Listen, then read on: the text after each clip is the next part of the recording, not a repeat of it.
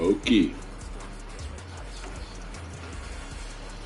Itamiko, good evening. Haven't done a stream for a little bit, or any videos for that matter.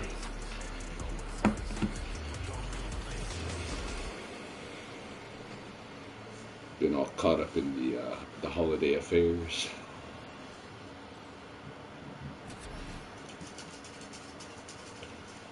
I figure I'd get one rolling this evening. Probably just be by myself because Valen stayed up, I think, pretty much all night playing games last night, so he's still crashed out right now. Probably isn't going to wake up in time for this stream.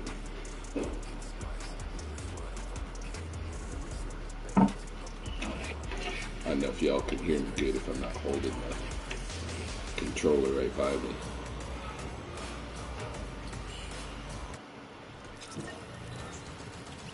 I need to see what the daily objectives are.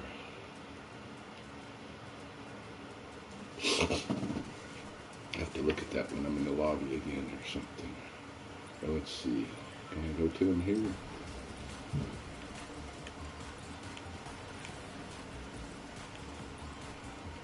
No. I'll look at them again. Let's just go see what we can do. Where shall we drop?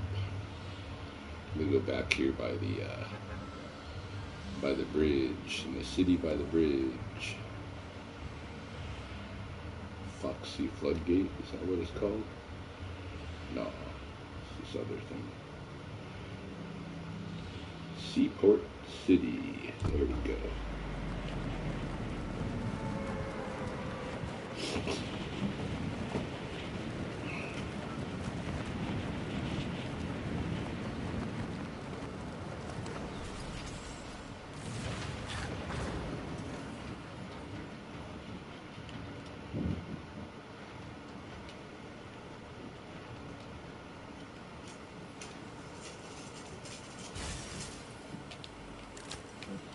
Yeah, I really haven't memorized much of this new map at all.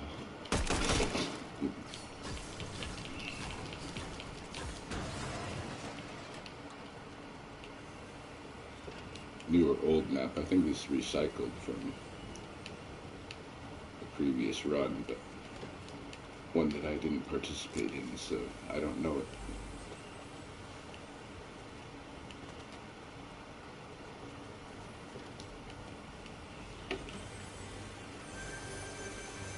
Chitas is good at this game. She wins like once a day.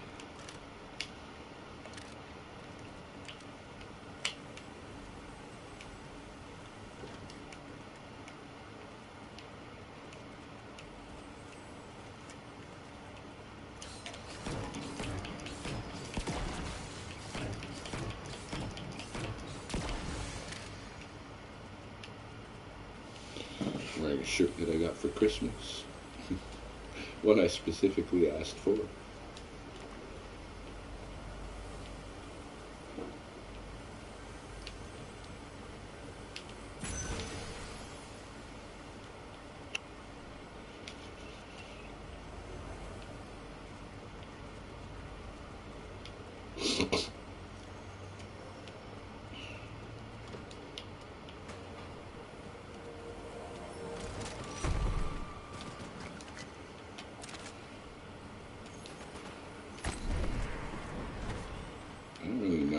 This mask right.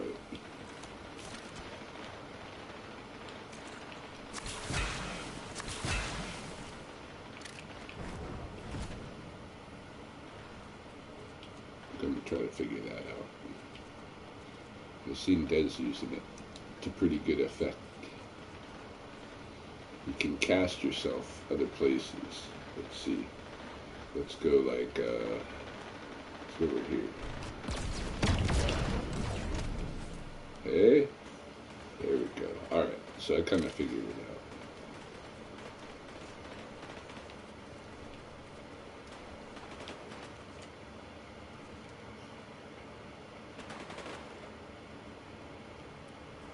Where's that firefight happening?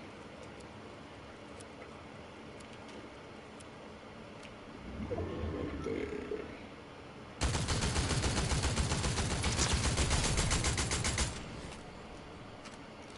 Killed him. Somebody else is there.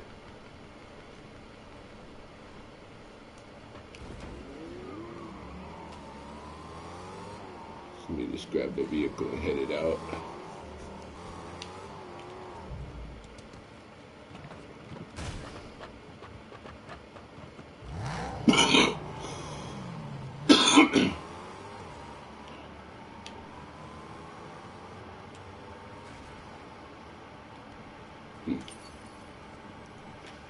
Turn up this volume a little bit. Hey, John Mallory, what's up? Thanks for stopping in.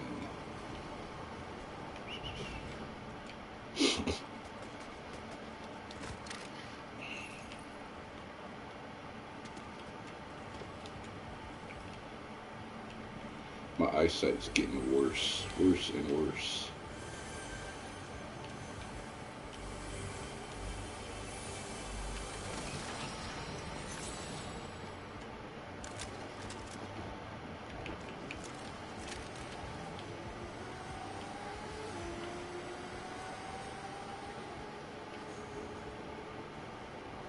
Somebody on a motorcycle somewhere.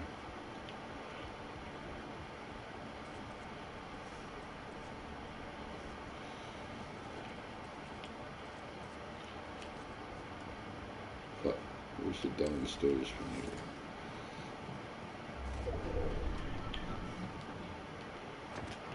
Shit.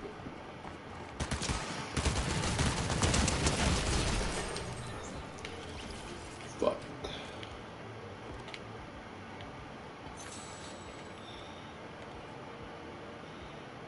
I got a good shotgun. I should have been using it.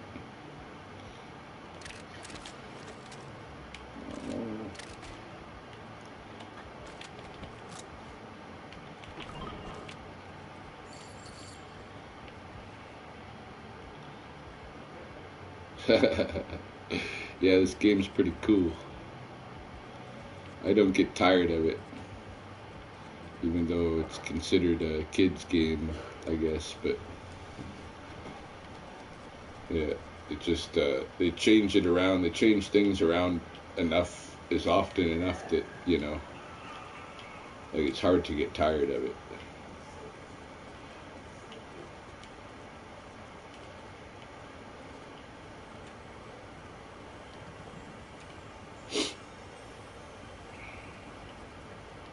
I haven't played a lot of those Call of Duty games or anything, though. Like, a lot of people like those.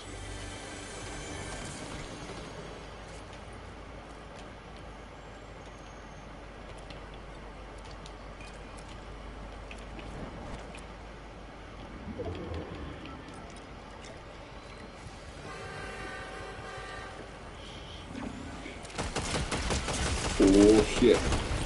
Fuck. Trying to get over to my shotgun. Not a chance. 42. That sucks. Alright. First game of the night, so, you know how things are.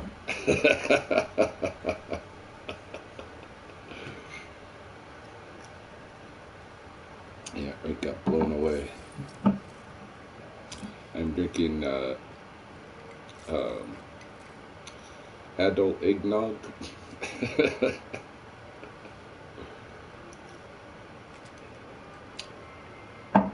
Adult eggnog and some kind of a beer.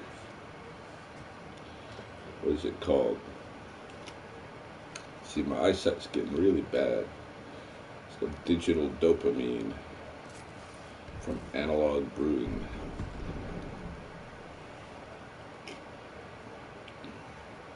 It's just like some IPA kind of a thing. And lime juice, limeade. Non-alcoholic.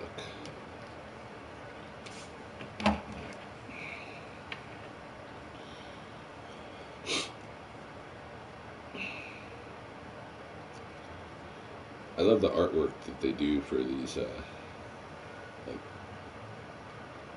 this kind of thing in the lobby. Who is this that made this? Takashi Murakami is the artist for this piece. I wouldn't mind doing some Fortnite art.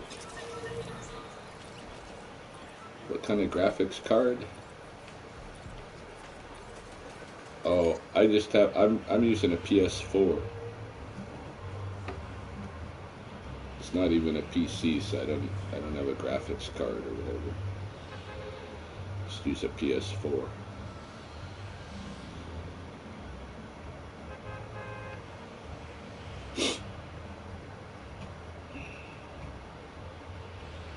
Let's see, where shall we go?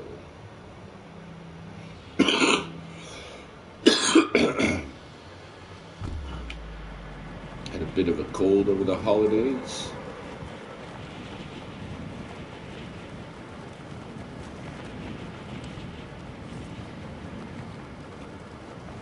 It's kept me pretty physically weary. Even though for the most part the cold has worn off. The cold symptoms.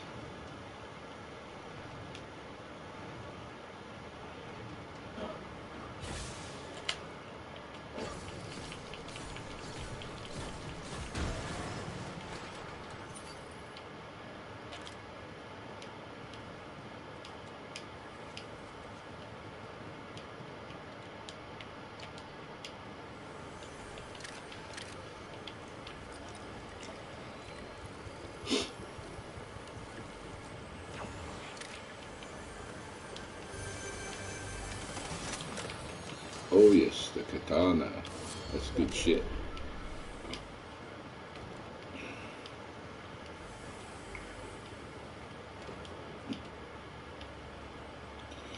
I really ought to learn how to build and stuff in this game. It's something I haven't got good at yet. Other people beat me up for.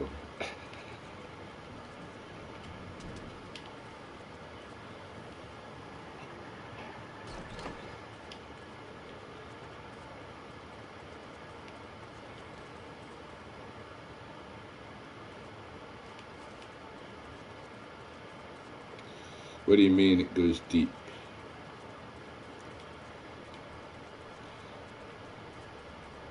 I really love this game. It always has different landscapes, different, new characters that you can, skins and shit that you can adopt, and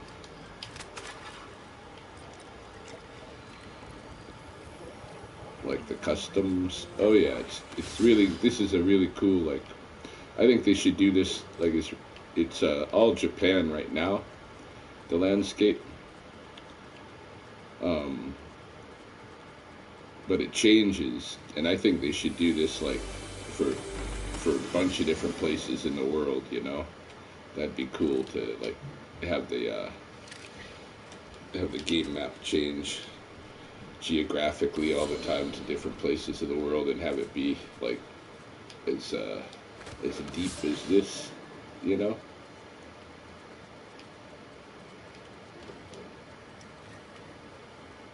Yeah, they've done a good job with this. And it's had, cool special events that have gone with it, like there was a Godzilla attack,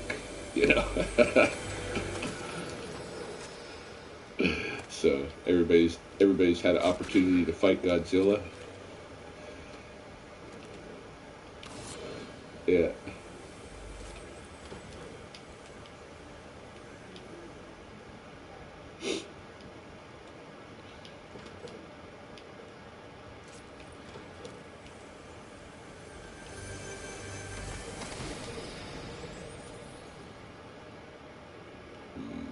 Nothing I particularly want.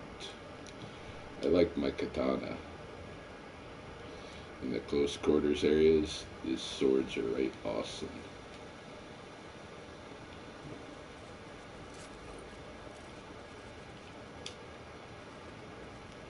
if I can quit running into walls.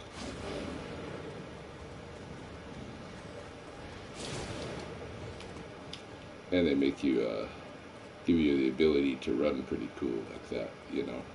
But you use up part of your katana's energy when you do that. You can see there's like an energy bar, and once it goes all the way down, your katana's just not worth anything. So I try to, instead of just spending it running around, I like to use that energy on the fights. But if you needed to get somewhere quick, like if you're using the katana and your energy is or your opponent's at a little distance. Where's this guy? Eh? Dead.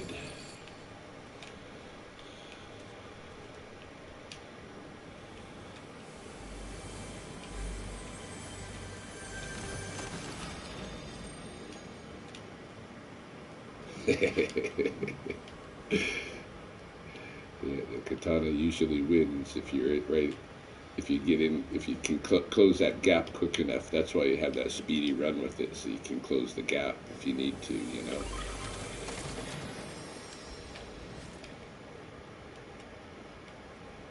All right, we're through half of the players now. Oh, these things, these cards. So that's gonna let me move faster while I'm in this mode, hey.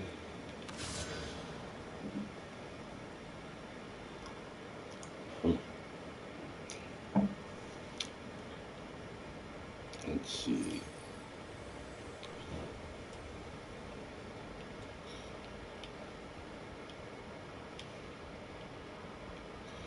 Yeah, the landscape and the tools and all that are constantly changing on this game, hey.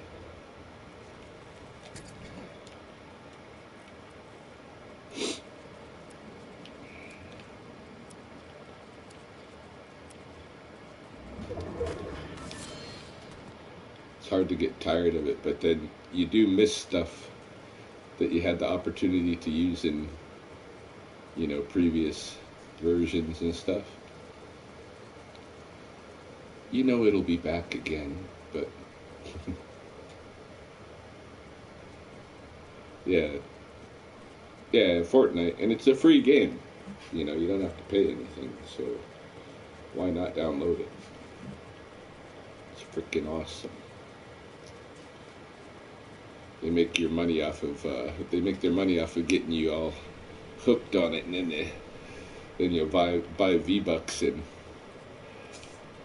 get things like battle passes that you can, you know, earn things with, and or straight buy, like, you know, I straight purchased this Ice Spice skin, you know, that I'm using, wearing my Ice Spice t-shirt with it. I'm an Ice Spice fan because she always says at the beginning of her songs, "Stop playing with him, Riot," but the way she says it sounds like Ryan. "Stop playing with him, Ryan." And I always think, oh, she's just singing about me.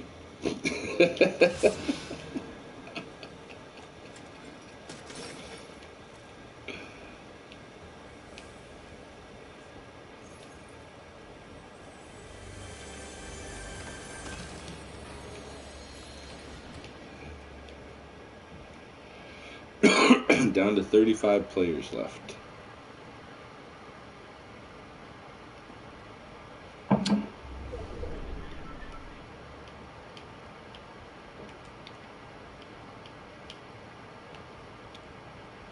But yeah, if you download this game, you can hop on with me.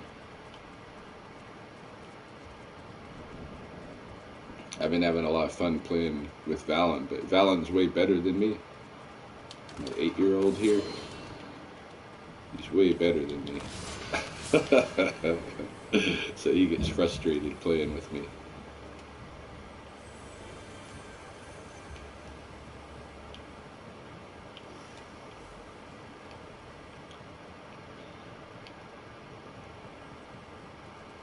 but I have had fun, like, jumping on with Valen and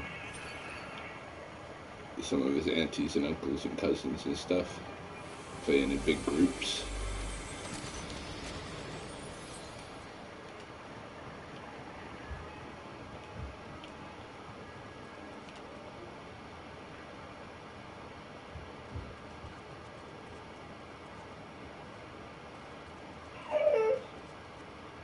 Uh-oh.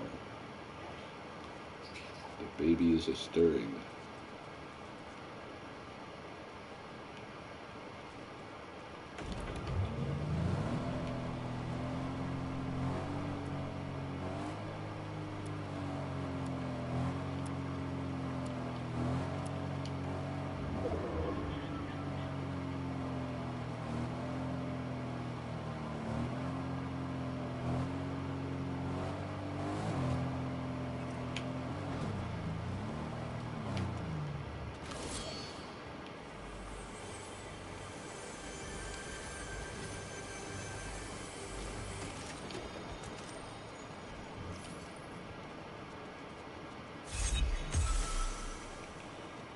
Leveled up.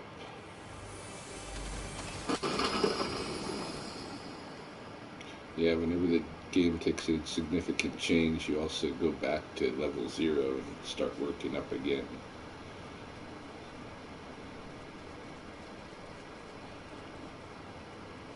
Who's this? Is this Snoop? Santa Shack. What's up, Santa Shack? Oh, you got this for me. What else? Can I hire you? No. Can I hire you? Okay. Wow. Some of these guys you can hire to go with you and be your fighting partner, be your ranger buddy. I don't know what reminded me of ranger buddies the other day, but I was reminded that, you know, when I was in the military, in the U.S. Army, you know, you got paid so little. I think we got something close to $900 a month after taxes. And so you got paid so little that you get a friend. You kind of make an economic partnership with, like a weird marriage. Usually a roommate. You call him your ranger buddy. And yeah, I was in the military. And so you would get your paycheck, like I would get mine at the first of the month, and my ranger buddy would get his mid-month. That way he could live off my check for 2 weeks and then live off of his check for 2 weeks.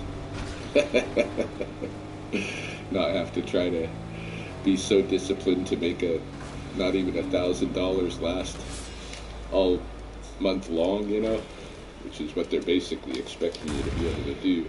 Oh shit.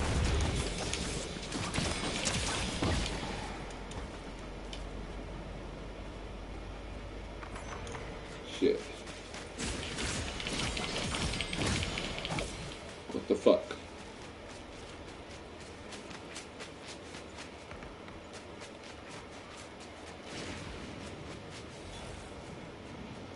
Where'd he go?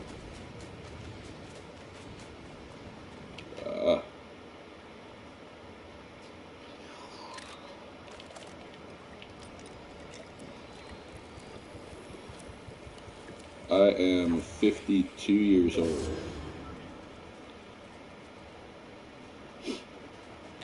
So I'm kind of old now.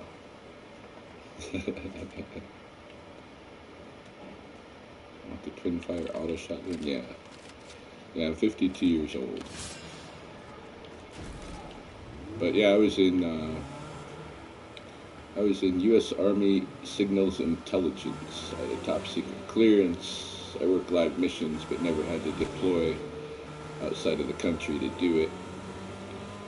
And I was only in for a few years, and I fucking hated the military.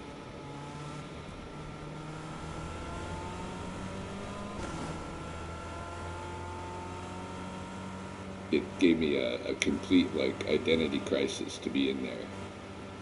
Oh, fuck. Don't thank me for my service.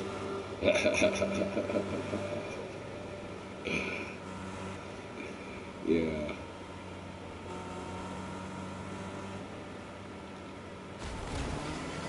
No, I'm one of those guys that got in and realized that we're not the Jedis of the world. In the U.S., we are the much more the stormtroopers. The bad guys, the evil empire, so to speak. Gave me a huge identity crisis to be in the military.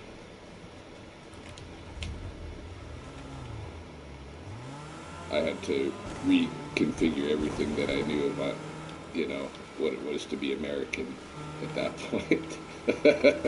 When I realized what we were actually out there doing, why I got into what I got into. Where is this fucker?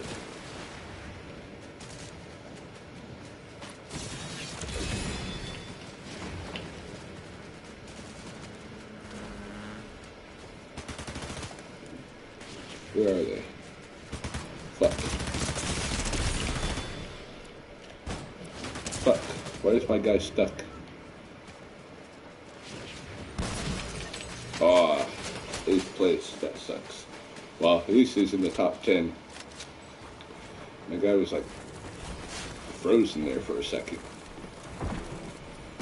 The 8th is better than 42nd. I'll take that. Alright, it's ready up again.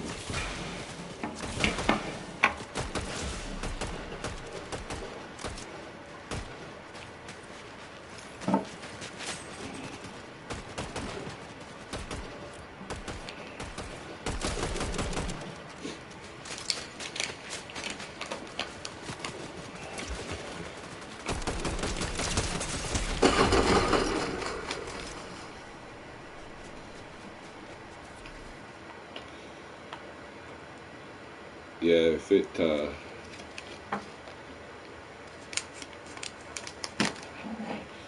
wasn't for having been in the U.S. military, I probably would have never come into the Blackfoot world looking for a different place to be. Oh, you're gonna be 40 next month. Right on. Yeah, 40 years old. What I remember specifically from turning 40 was that's when I quit smoking cigarettes, as I start lighting some weed.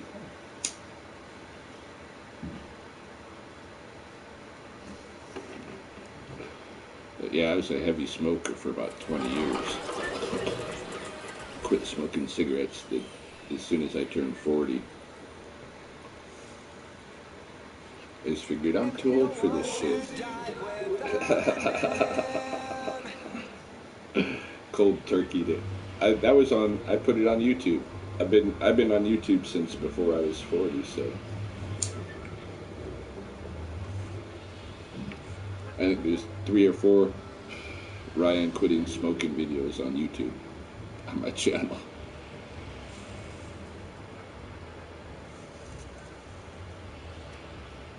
Yeah, I smoke 420 now too.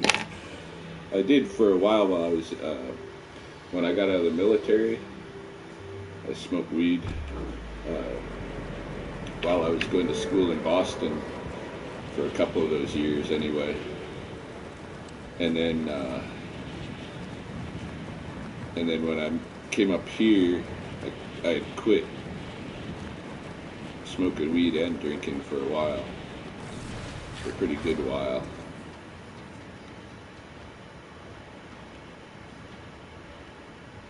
Fine, at least I used to only drink when I was like in serious depressed modes,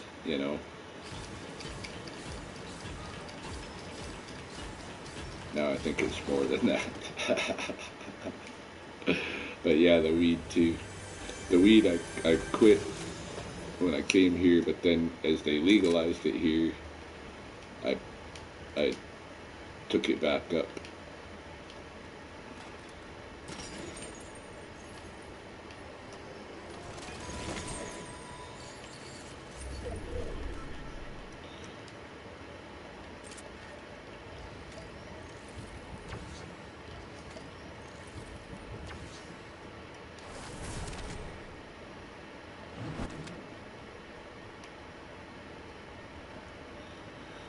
Not that I think it's doing me any good. Yeah, Mahoney was my wife of 22 years.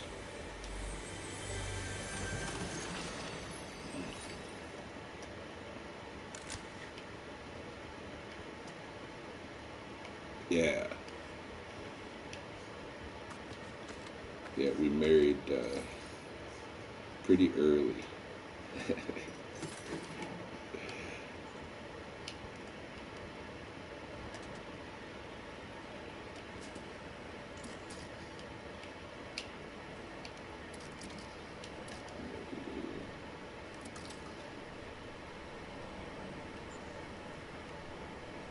How do you do that? Fuck, I'm retarded. I can't figure this thing out.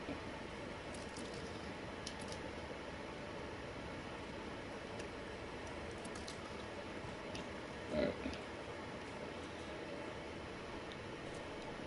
Yeah, yeah. No, I fucked up that marriage ultimately, you know.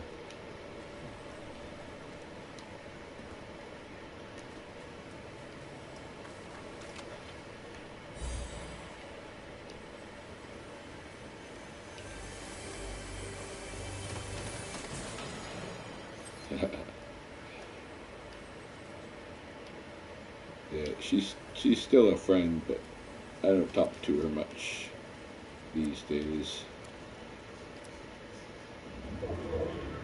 Yeah, we did it. We did a ton. We went around the world, and we did a lot of important things here at home.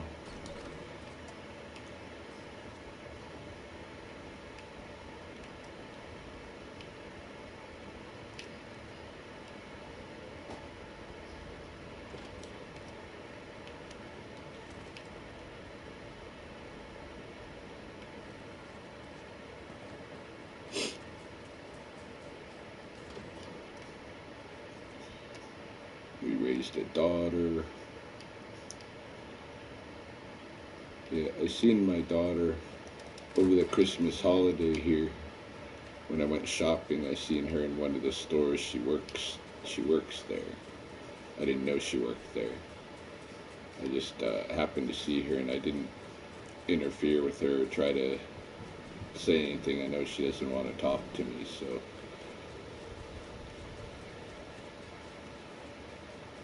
just noted her presence.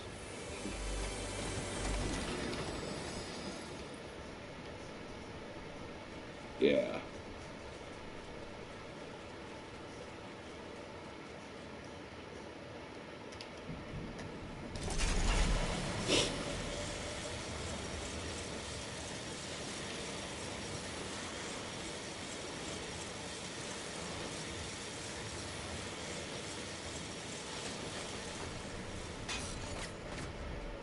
That was kind of cool.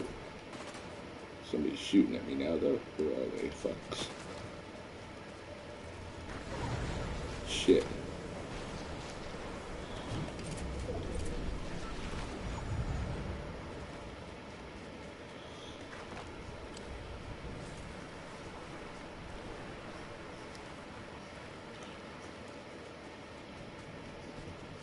Just gonna head to that new store.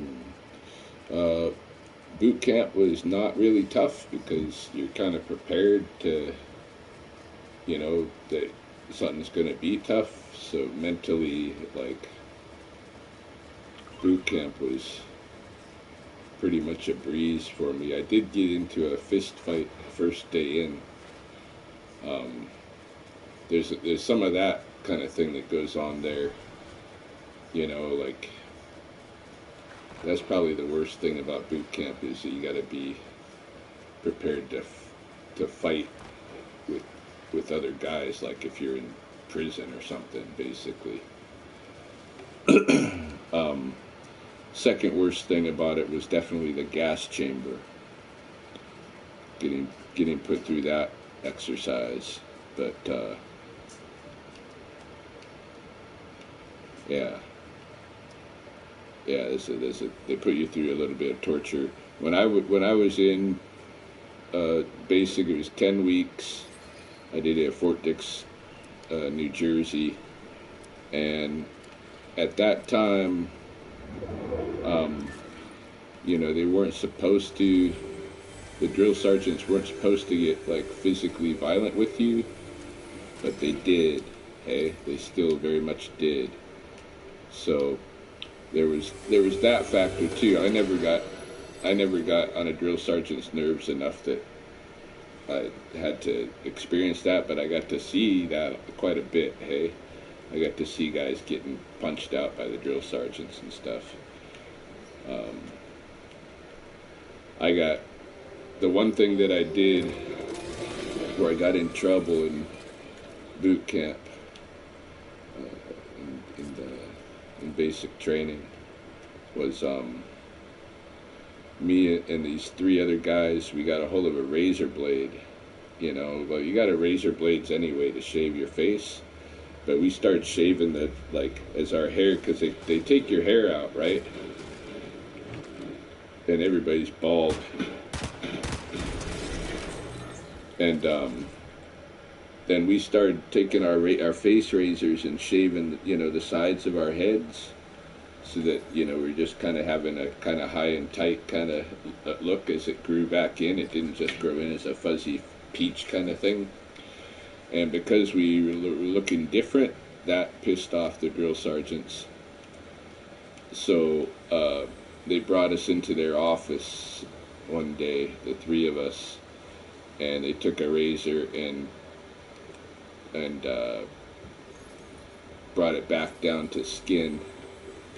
And then when we would go to eat in the kitchens there,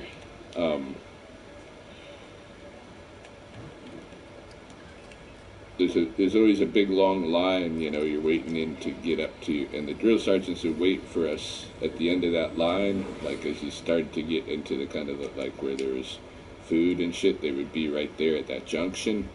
They would wait for us, and when we got up to them, they'd make us bend over, and they'd lick their palm and slap the back of our head and yell, "Skin!" and make a big slap sound, and then everybody in the kitchen would, you know, explode in laughter. I had that happen to me, but that wasn't as bad as like some of the guys got right beat up by drill sergeants. You know, I don't know how they are today. That was in 1990. And they weren't supposed to be doing that back then, but they were still, yeah, very, very much like that, you know, where they'd fuck with you physically too. I seen this one guy, he couldn't get his button on his, like, you got a chin strap on your helmet, you know, and for whatever reason, he couldn't get his button to snap, eh? And the drill sergeant got pissed off. So he grabs the guys, like, with one single hand, you know, he grabs both sides of the guy's strap, like as if he's gonna snap it himself together. But then when he snaps it together, he punches him too. Punches him and snaps it. And he's like, "That's how to get it together." And then he yanks it off again and breaks it off, grabs it back up, and "Here, I'll show you how to do it again." He punches him and snaps it. Yeah, really, really fucking gave the guy like 3 or 4 pretty good punches in the face for not being able to snap his helmet. I've seen drill sergeants like kicking guys in the back when they couldn't do their push-ups right and stuff. You know, I almost got the all-time record for sit-ups in the U.S. Army when I was in basic training. I had got the all-time record at my high school. I was able to do 83 sit-ups in a minute, and I did something like, because I think the Army's time for the sit-ups was 2 minutes. And I did like an equivalent to that. I probably did 160 something in 2 minutes, you know. And I was like shy by like one or two sit-ups of beating the U.S. Army all-time record.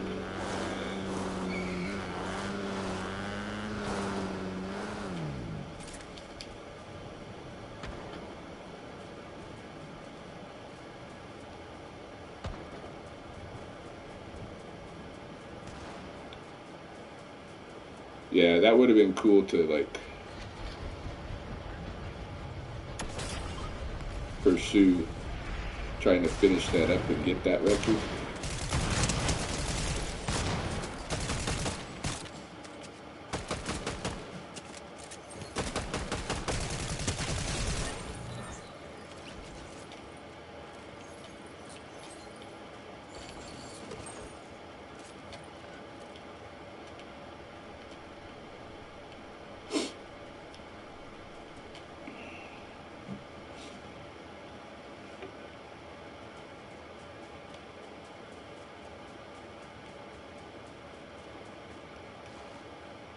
Yeah, I was pretty physically fit when I went into the military. I was just a skinny kid, but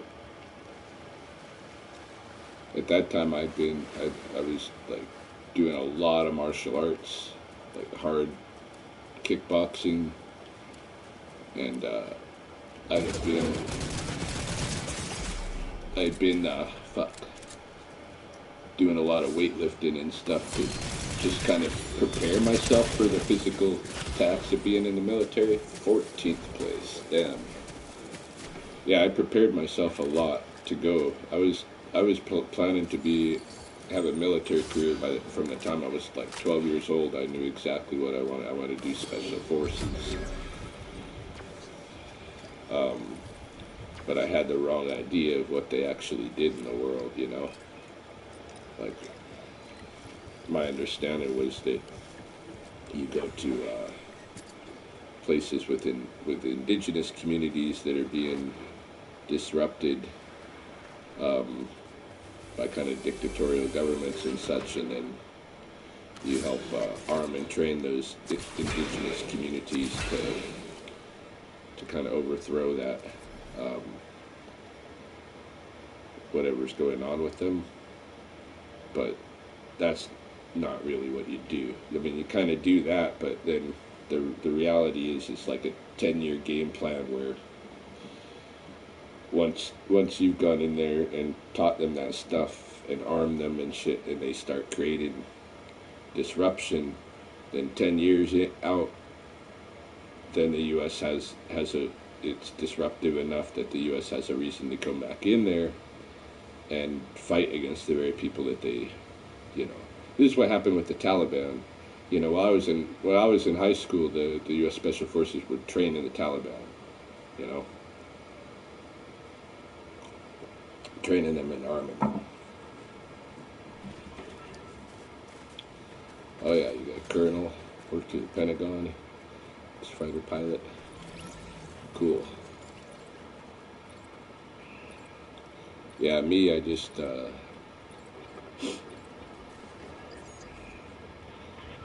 when I realized what the real game plan was behind all of that stuff, I just you know, I realized that, you know, I was just part of a colonial empire moving in on those people.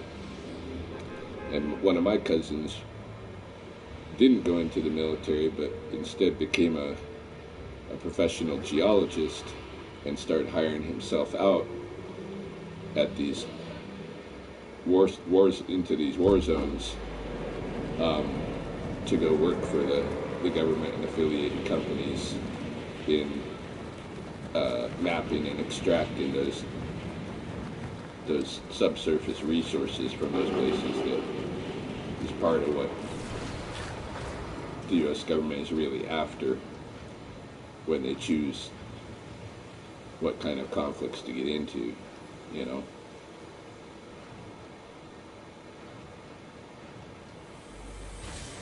Yeah.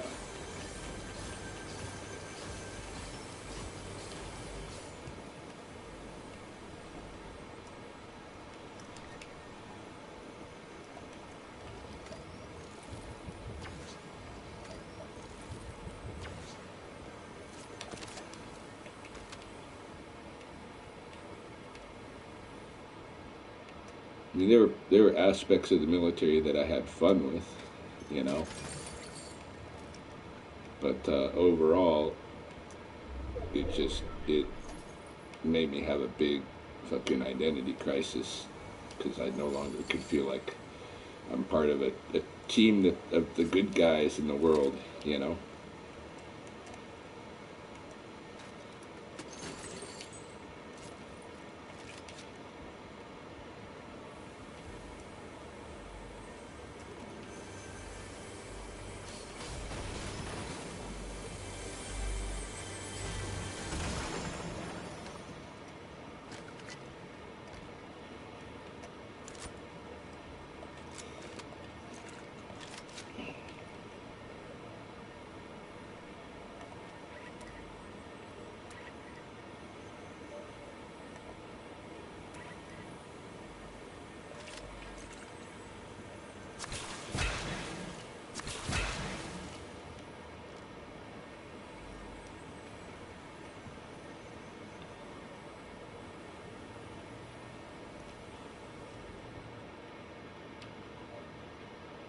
Hmm.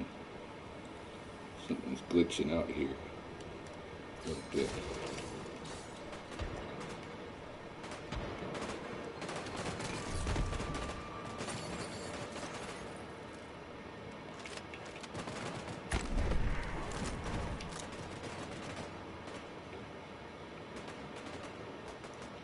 Yeah, check it out. This is a good game.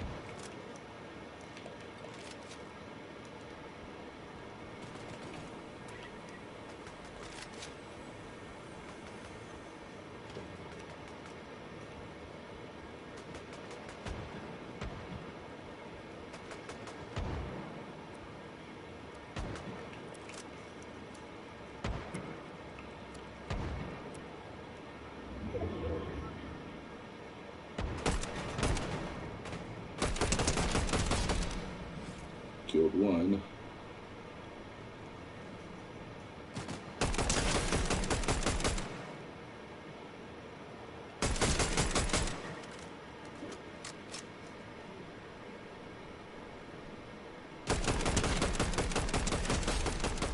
Killed the other one. Woohoo!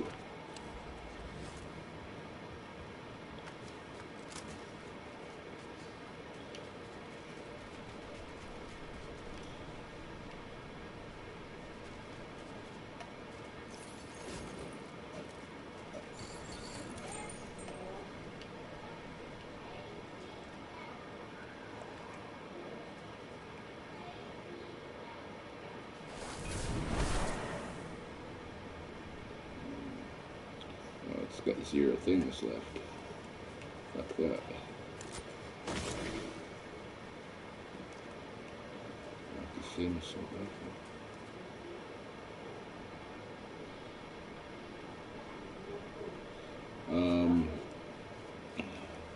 Yeah, sometimes I'm alright at attacking, but I'm not the best. Like, my 8-year-old's better than me.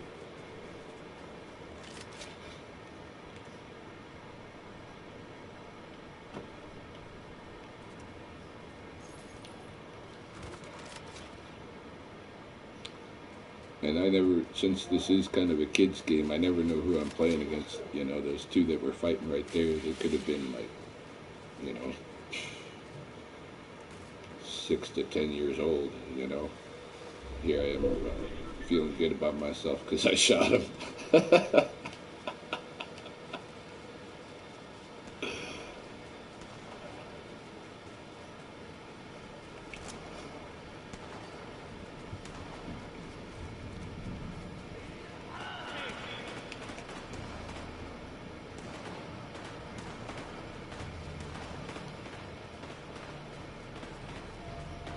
Where is this?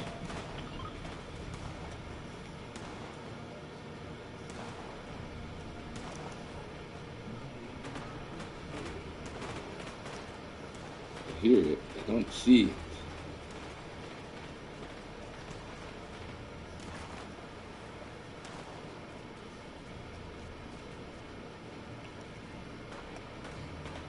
There we go.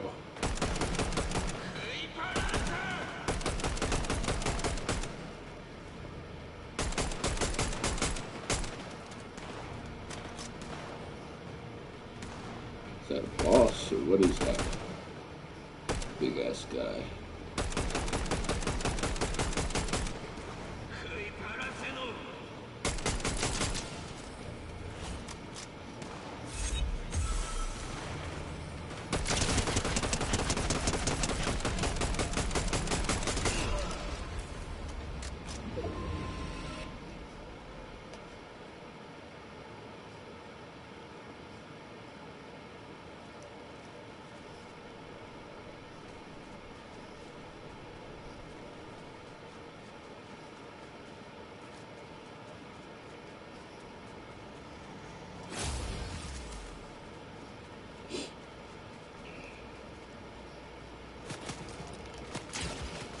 Shit.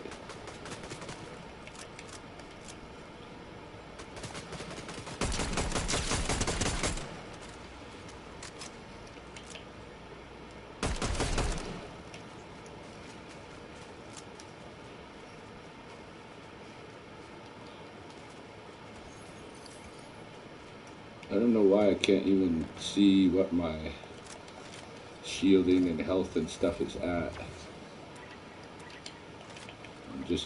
It's just guesswork for me. Oh shit, there's somebody down there.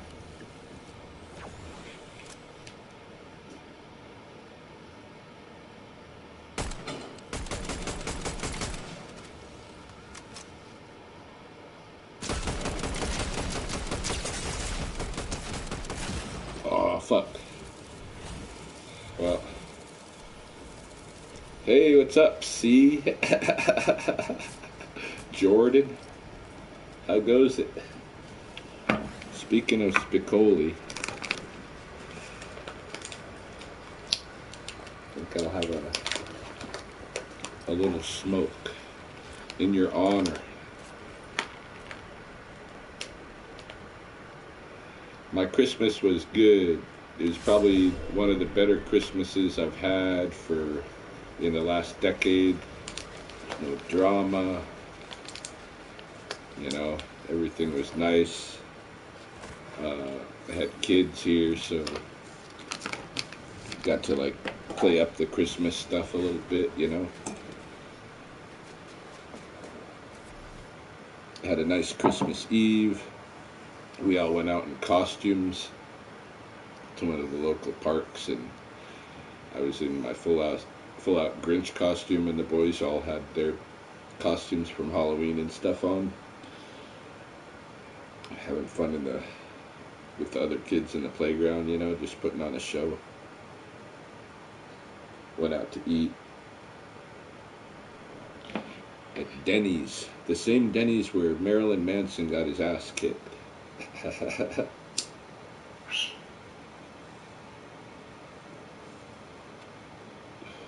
My magpie is on the ground over there. I heard him close.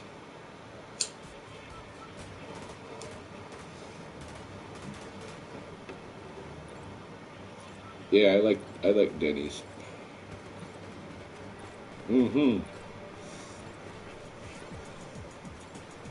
Just a little smoke.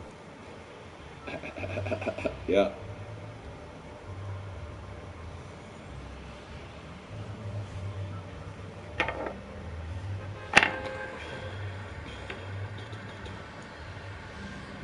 So how was you guys at Christmas? All good? Yeah, I got this gold chain, which I got given to me early as an early gift, and I got this Ice Spice T-shirt. Your Christmas is good, right on. So I am smoking something called Dab Bods. It's a indica. It's a kind of an infused indica.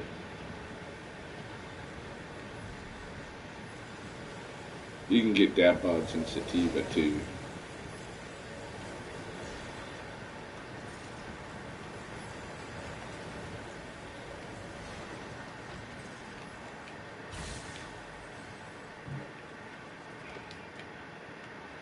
Yeah, I was just mostly happy that, you know, we had a good Christmas with no drama and stuff, and got to have fun with the boys. And the boys had a really good Christmas because they got not only what we got them, but they also were. Oh shit! I'm getting my ass killed. They were enrolled in a program.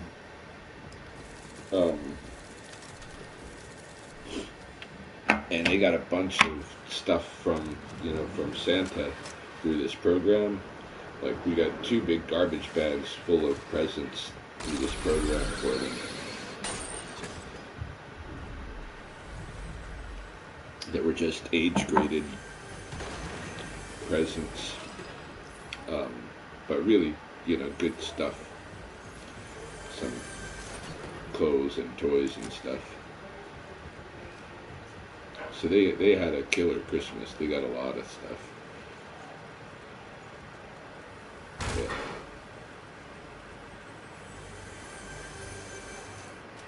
Yeah. And they got presents from Dez's family and stuff too. We went out there, but still really awkward, so I didn't go inside.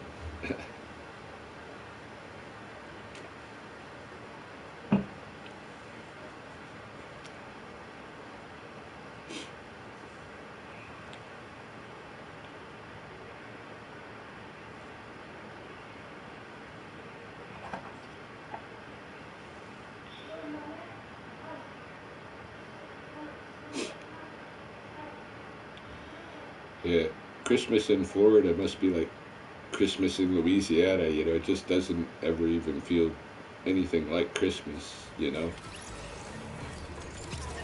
For the new year, shit, I don't know, I gotta get my act together. I gotta start bringing in more revenue because I got a new bill starting in March, new $1,400 a month bill that I gotta start covering.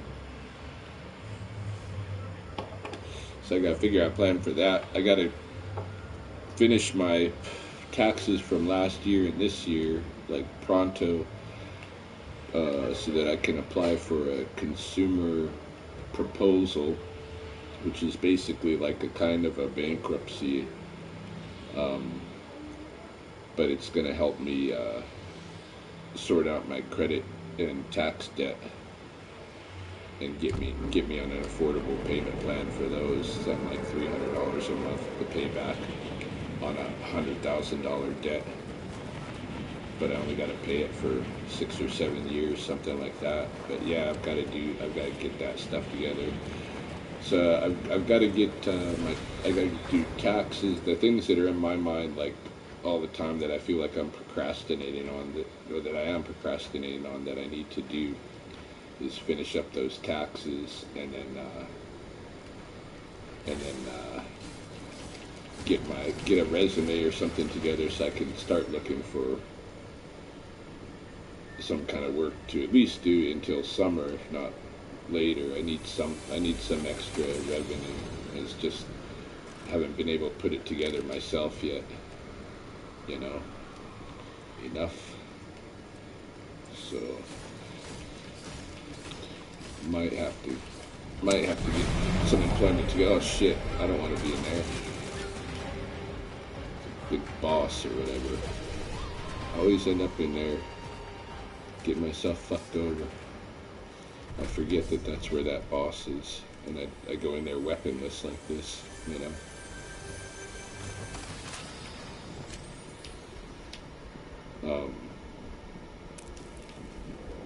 This is peppermint, dude. Makes my ears makes steam come out of my ears. I forgot. Me and Noms have not been training, and mostly to, I wasn't communicating much with him. I don't know, at some point, I think he'd be willing to do it if I want to get back into it. I just gotta drop the word, But yeah, we haven't been doing any of that.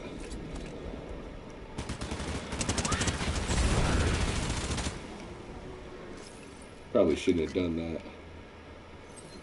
that. Probably should get out of here.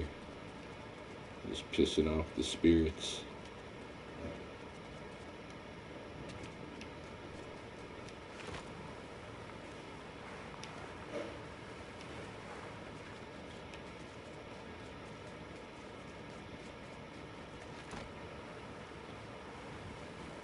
Yeah, I haven't been doing any training. In fact, I'm getting a little bit of a gut. It feels like to me, you know. Hey,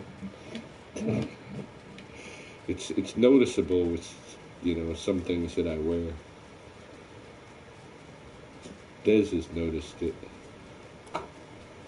She doesn't mind it, but I mind it. Like, no gut. I think it's because I've been eating more stuff made of dough and drinking more beer. Like I typically would drink like more like mixed drinks, or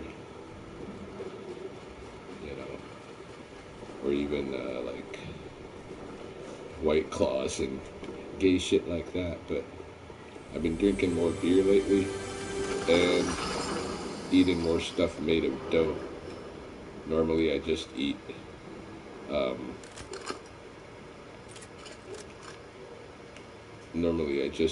a lot of protein, but maybe a little vegetable. No, I don't really get the munchies most of the time. I mean, I think maybe on occasion I do, but not for the most part.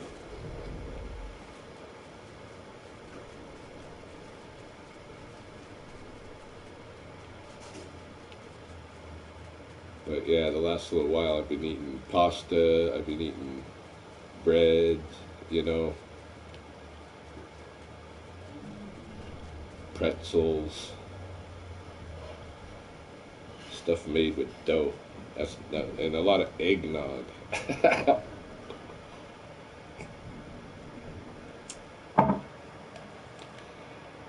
Which I think is just crap ass sugar, you know, going in, you know.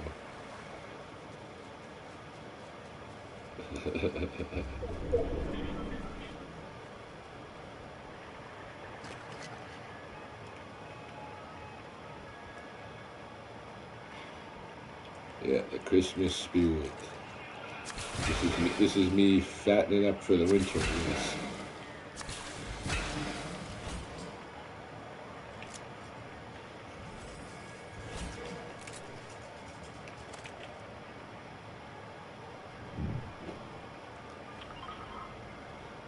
Main source of starch was moss, which is a root. I think in English they even call it Indian turnip. It has some other names too, but I think if you look up Indian turnip, you'll find this this root. It's almost like a clover plant, but it's got 5 leaves, like a 5 frond leaf kind of thing, like almost like a what do you call it? Shit, name's escaping me. But yeah, it's like a little clover plant. The flower grows. The flower looks like very clover-like. And you dig down. It's a deep, skinny root that ends up, you know, at this base root. That's a nice, almost like it's a cross between a turnip and a potato, I would say. Moss is the Blackfoot, which is MA''S. But in English, I know it's called Indian turnip sometimes.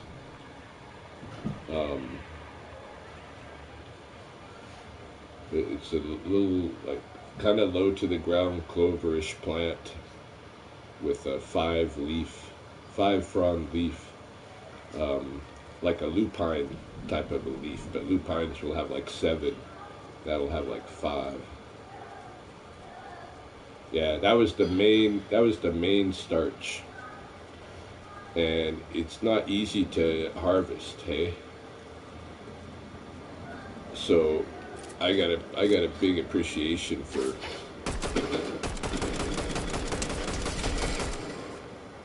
how much work it must have been for, people in the past to actually harvest what you need in the season. In the root season. The first season in the summer is roots and shoots, eh? Roots and shoots are the first thing to come. Shit, who's shooting at me? Where are they?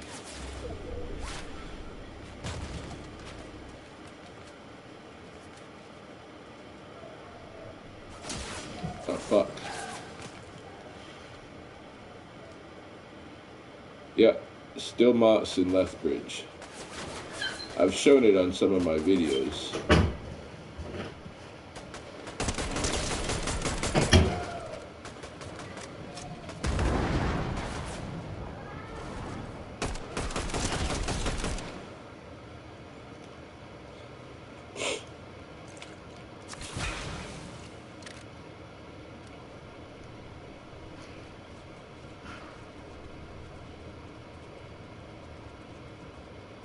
Oh yeah.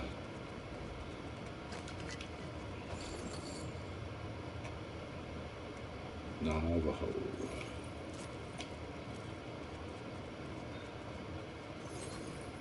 Yeah, I've got some friends up here from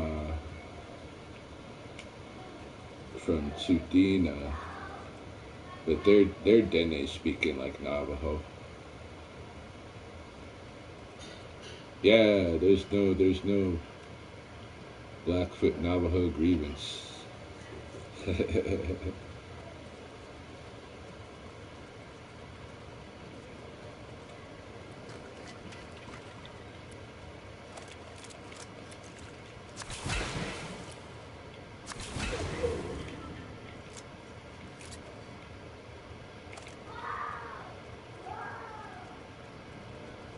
see.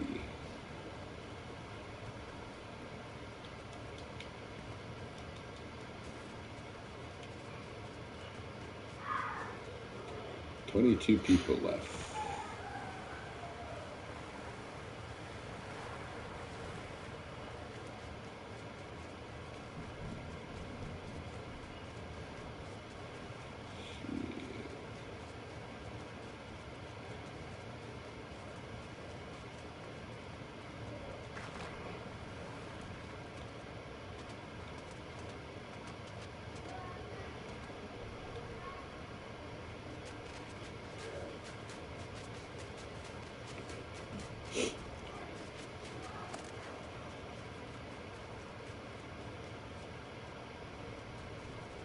All right, Jordan. Thanks for stopping in. I will not get too hammered on New Year's, I hope.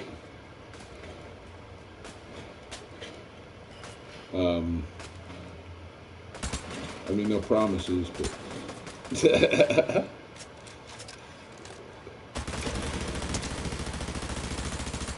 Shit.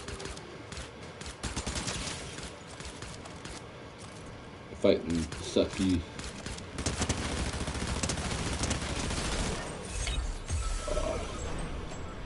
Can't believe I killed that person. But yeah, see you, Jordan. Thanks for stopping in. Shall talk again. Yeah, I haven't been streaming too much lately.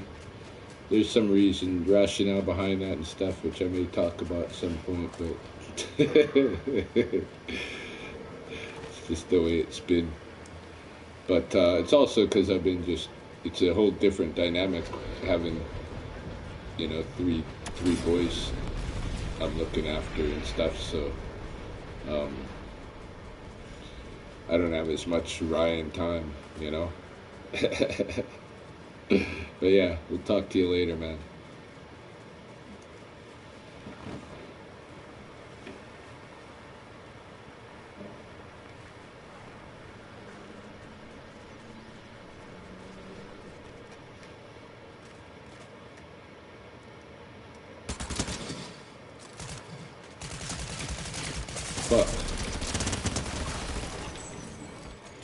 God damn, it almost fucking killed me.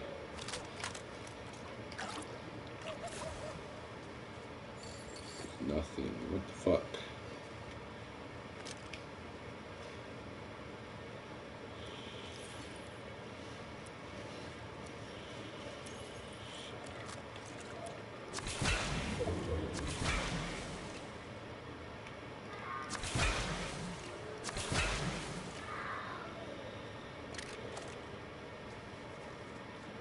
Not looking good for Rye going into the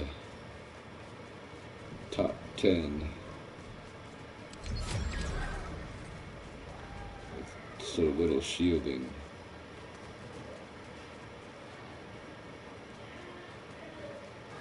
It's just a snow thing, snow grenade.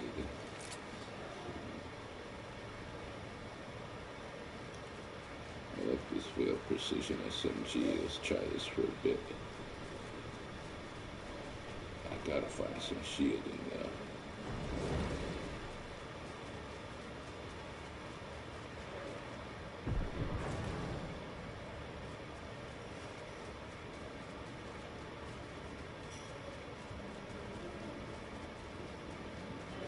Should we go up there? Shit. Where's this bitch? Fuck. I'm dead. Yeah. Damn. Ninth place. Oh, okay. We're ready up, but while it's readying up, I'm going to grab another drink and be right back.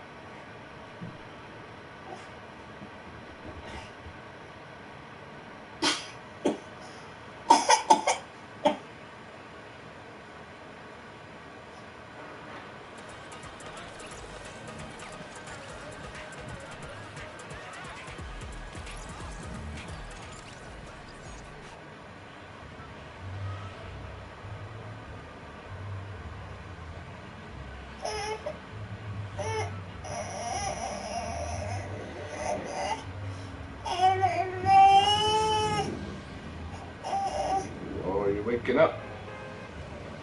Hey, babe.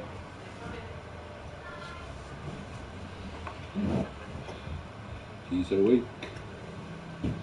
Hi, baby. Good boy.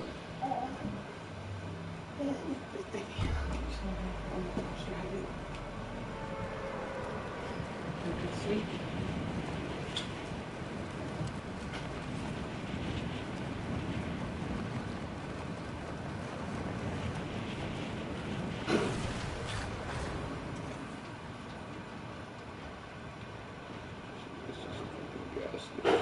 I should have jumped in the town. Oh well. It is what it is. Thanks, John.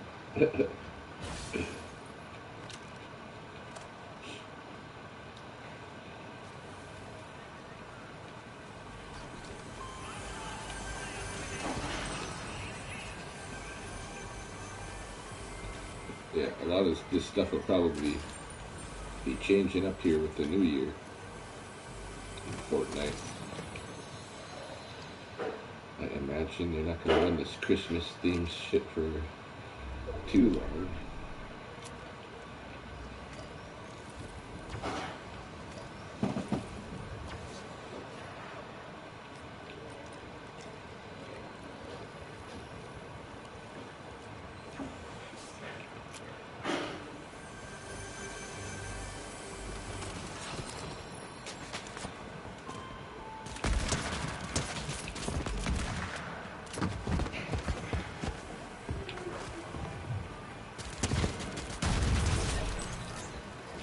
Good.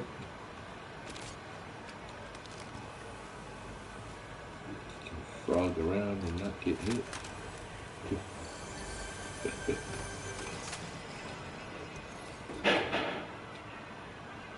Let's see. SMG, what do I got here? I like the assault rifle. I'll trade the pistol for the SMG though.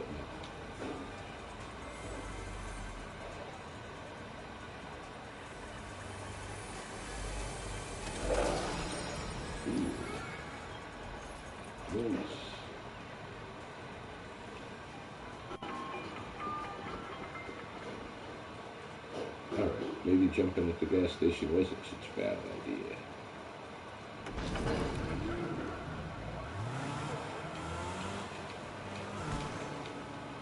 I need a new car. I don't like that my car's always switched to this thing.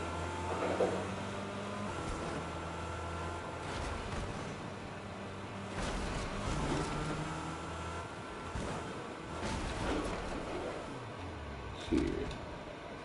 What do we got going on here? All these chests have already been emptied.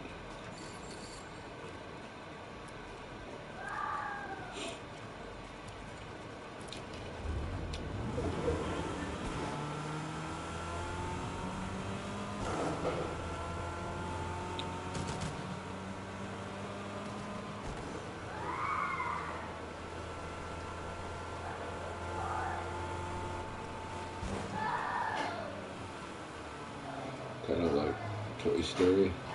Oh yeah.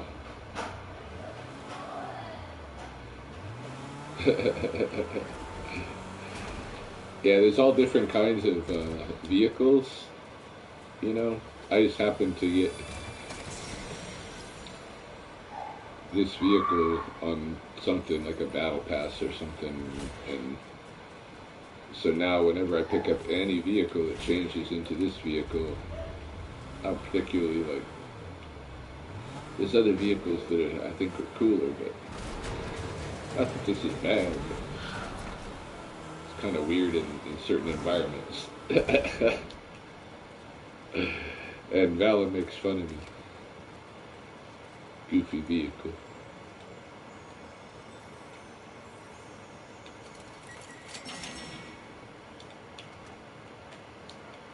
I can't hold it anymore.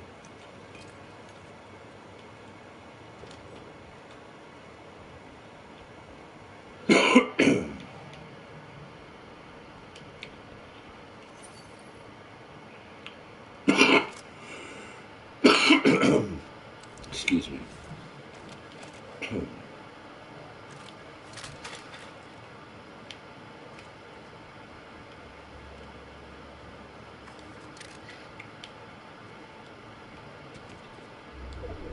See, like, look how cool this car is. I wouldn't mind driving that, but it changes into that. I could probably turn that off.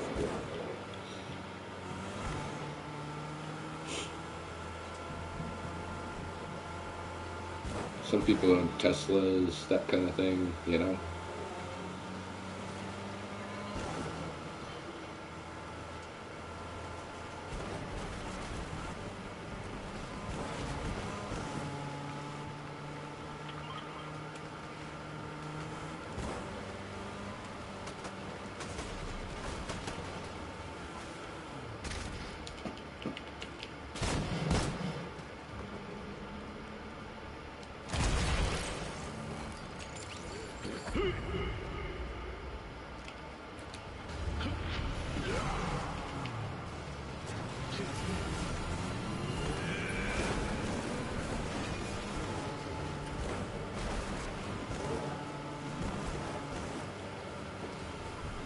go to that mountain. Top, which one? Up there, that way?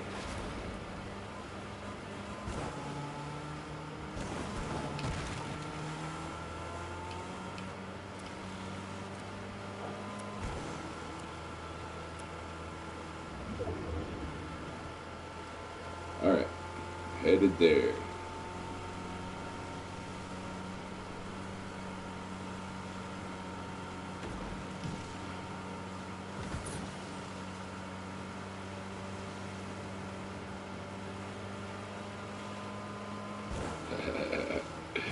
Should be pretty high. Let's see.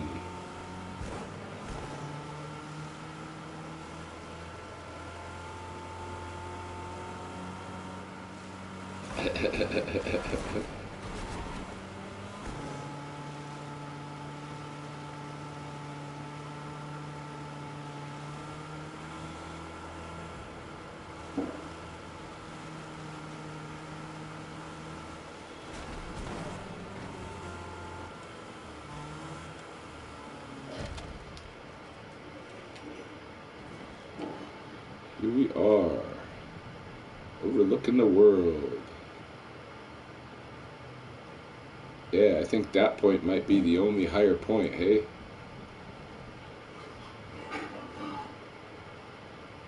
Looks like it. So I can use this jump thing and jump somewhere. I think I'll do that.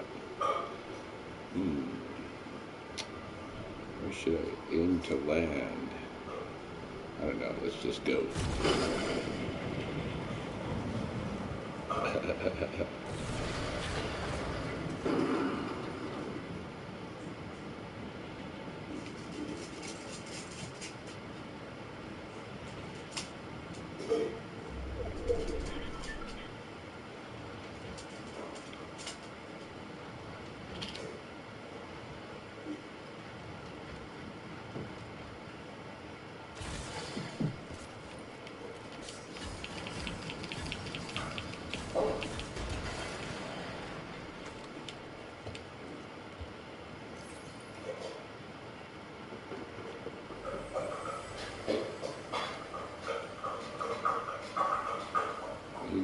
Not really.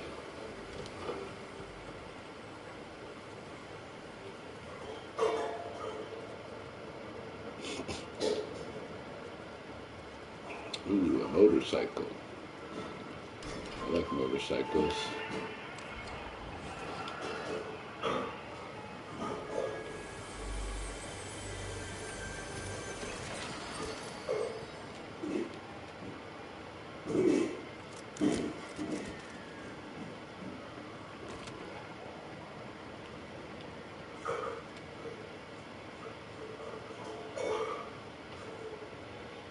What time is it there? It is 7:45, 1945.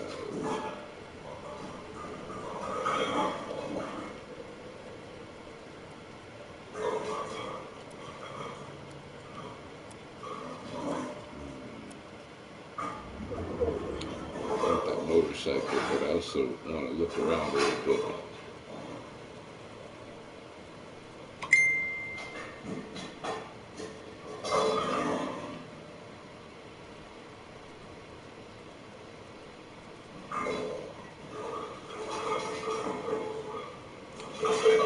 I hear baby downstairs rattling pans.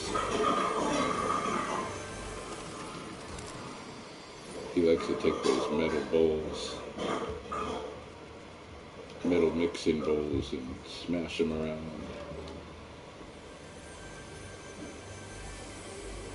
I am in Alberta, Canada.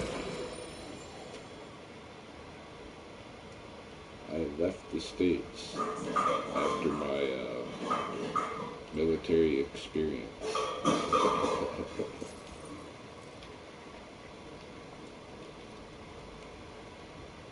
Need all these.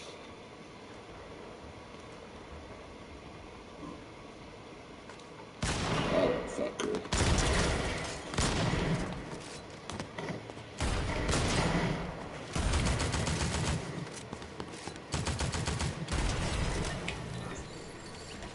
Damn.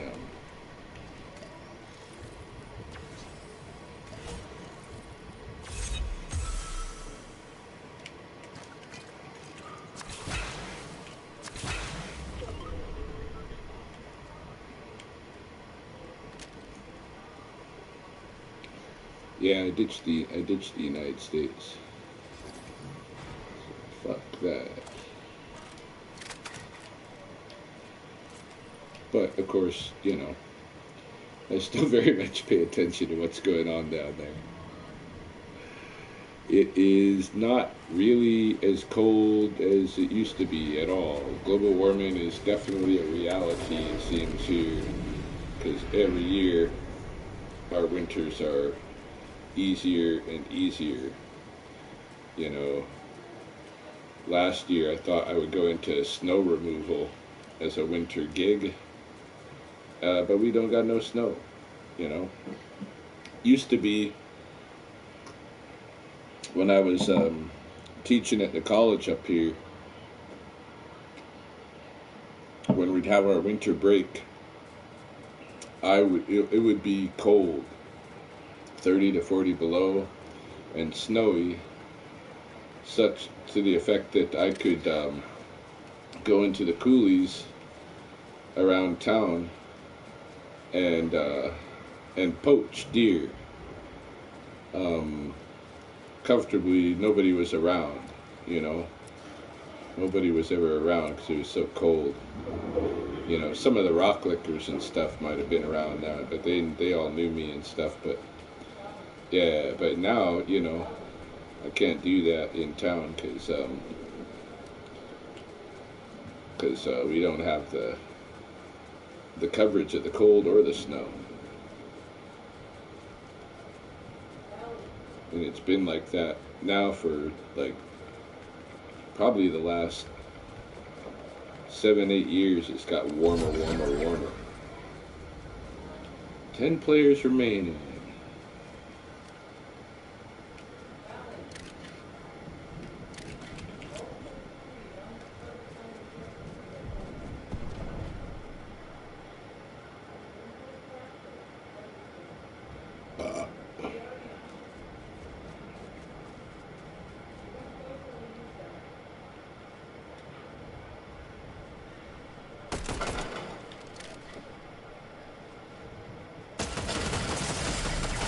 Fuck. Well, I have been fairly consistently in the top 10. It was about how many years did it take me to become a citizen here? It's a 4 or 5 year process for me, I think. And, you know, several $1,000s in processing fees. And, yeah, it's not easy. You have to have some kind of either Canada has to need you for some reason, or you have to have family here. You can't just come to Canada and easily get citizenship. Even like my 4 years would be considered, I think, easy, you know. But yeah, for the first 6 months, wasn't even allowed to work. So you have to prove coming in the door that you got somebody either you get a work permit beforehand, which I didn't have time to do. I kind of moved here on emergency when I finally actually moved up here.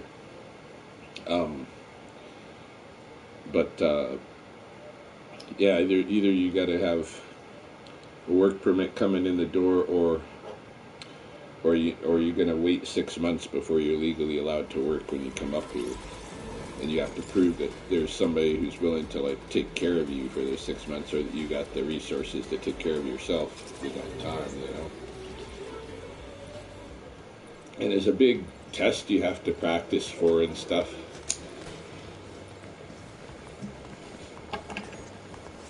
Learning your Canadian nationalism BS, you know.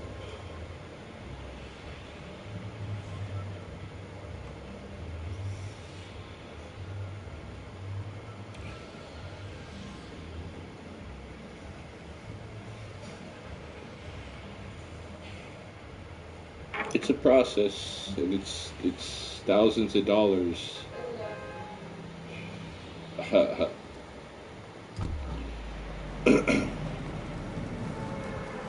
Yeah, I don't think people up here would be interested in becoming part of the U.S.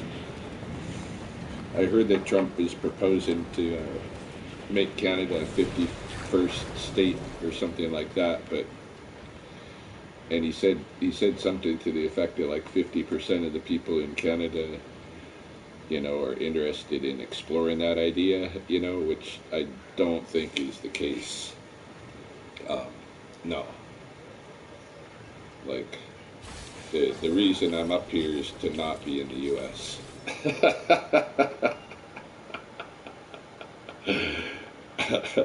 To begin with, and I'm sure I'm not alone in that. Um, and like, I wouldn't want to go to a U.S. based healthcare system. Like, that's one big, huge thing about being in Canada. Our healthcare rocks compared to the U.S. for public healthcare without insurance and stuff. Our healthcare rocks.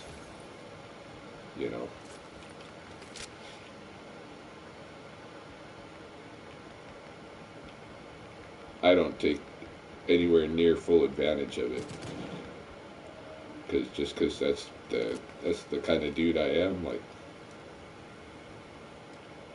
I've always steered away from,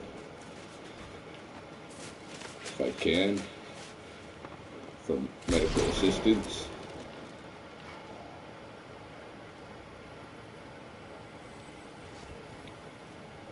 So I let things get out of hand sometimes before I even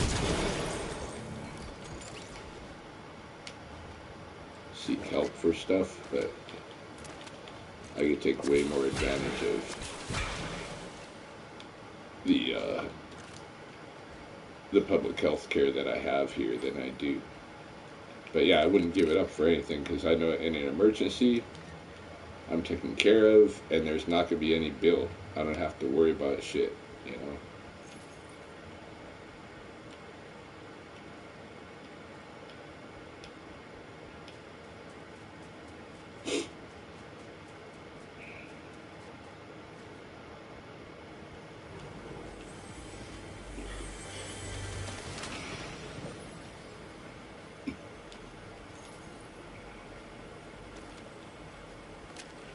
Yeah.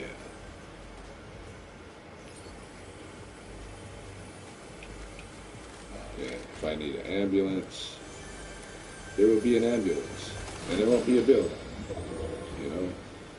If I need to be in the hospital for a week, if I need fucking treatment for a deadly disease, I don't need private insurance. I'm gonna get some help for it regardless.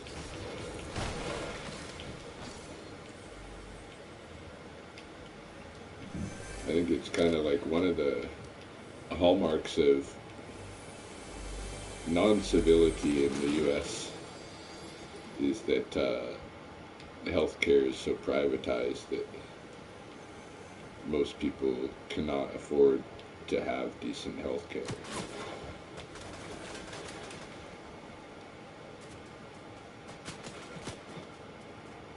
Where is this fucker? God damn.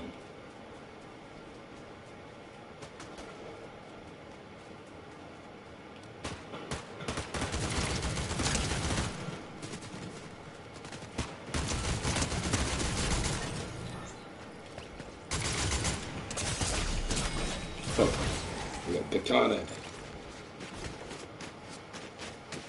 Schizophrenia.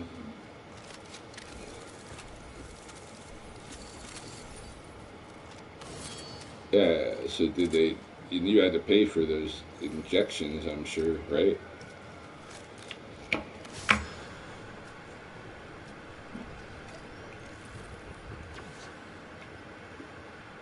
Probably quite a bit.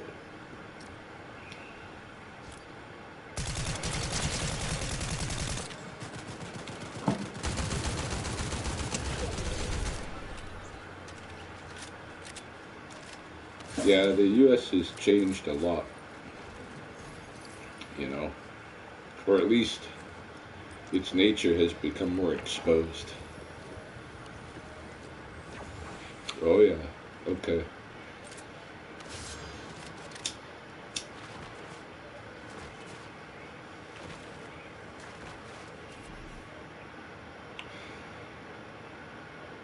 But it has, like, the culture has changed a lot, you know,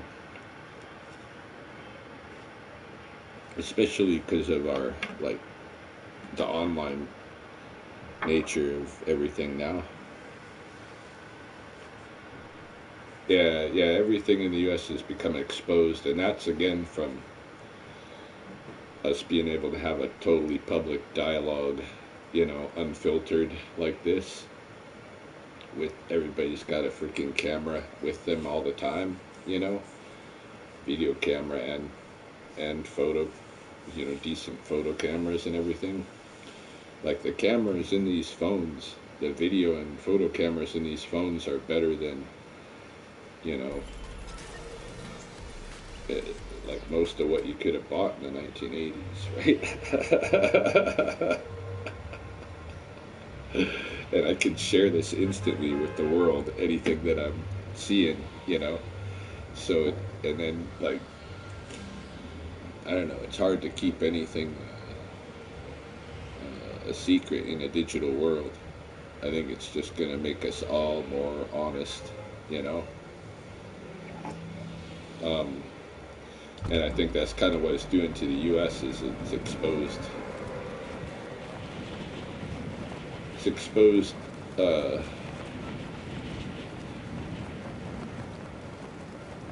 what would they say? Counter narratives to the like to that which it was, you know, normally. Um, like I grew up very patriotic, and a lot of that I can attribute to media exposure, you know. But our media is so different now because of just being exposed to each other online that it makes it reveals that the old media is that still persists today is acting almost, you know. It's acting. It's not they're not being real, and they're definitely bought off. And this is something that I learned while in one of the things that like really turned me off the most uh, was something that I learned that was top secret that involved manipulation of the press. Um, and that, you know, first time for me that I really even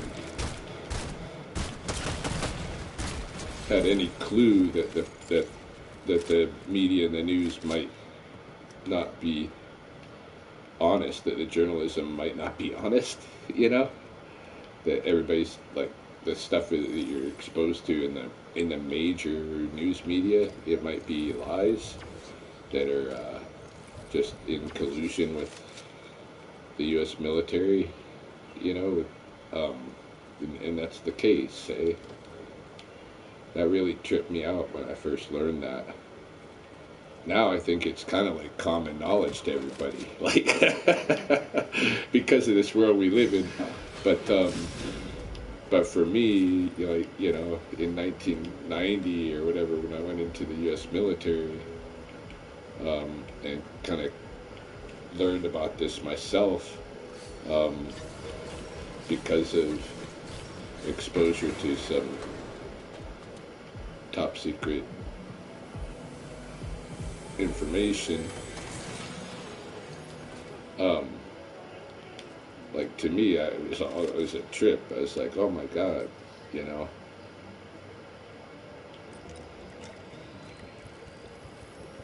I had no idea. Then it makes you wonder what all stories regarding any kind of conflicts have been bullshit. Because for real, like they could be anything that you've heard through the through the mass media. about any kind of U.S. conflict could be entirely contrived. That's one of the lessons I learned in military intelligence that like made me have an identity crisis.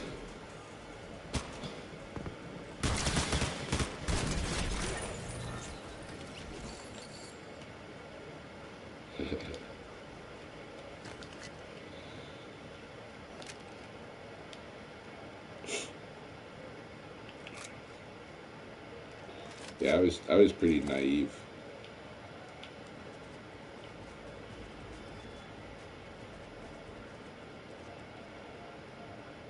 I think, you know, I'm still naive a lot.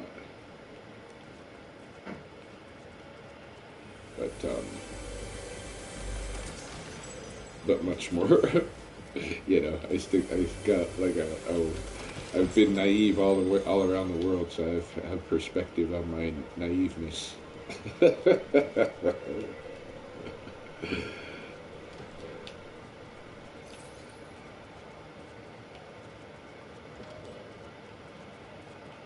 But yeah, I still, yeah,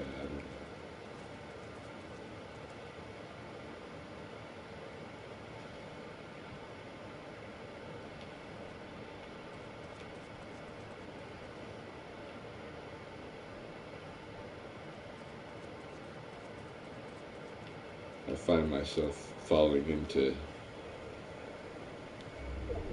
easily perceived traps, even still today. You know, easily stuff that I could have said, "Oh yeah, there's something fishy going on here." I probably did say that and just like dismissed it. You know, I like the way of precision, SMGS. Oh.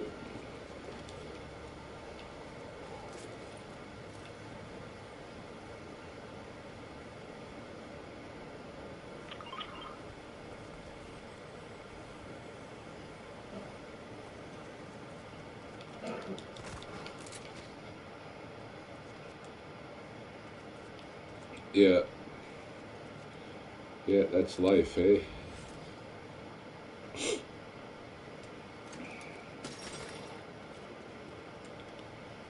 Yeah. Well, you know, I learned stuff, and then I also I have a rebellious side to me, and so even though I know better, sometimes I'll do shit like that I know better than to do. Just, you know, because some of that shit needs to be done in the world. I don't know, like you know, I find myself doing stupid things that I know is probably stupid once in a while, and just allowing myself to be stupid, you know.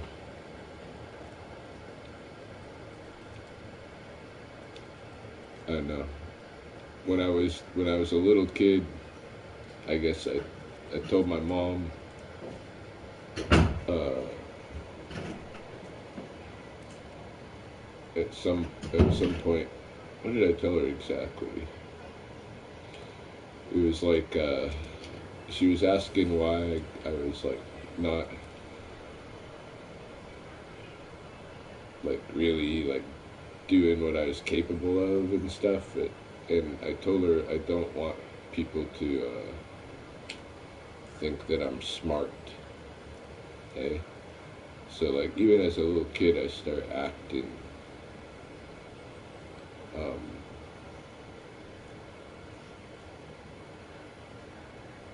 I started manipulating, you know, not wanting to be perceived in a certain way. Like, but I think everybody does that to some extent. I just happened to do it with like I was trying to hide that I was like I had more capabilities than I was exposing. Hey,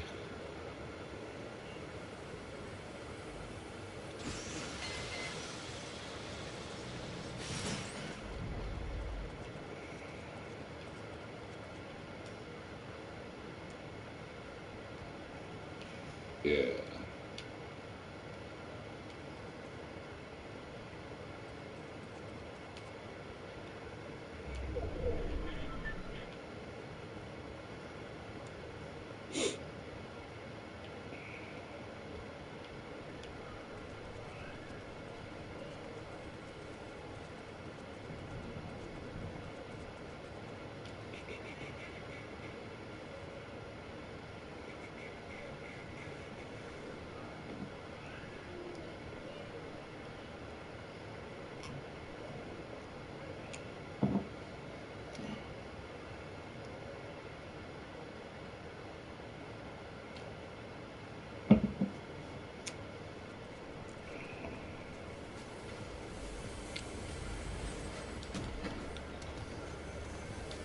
seems like a good little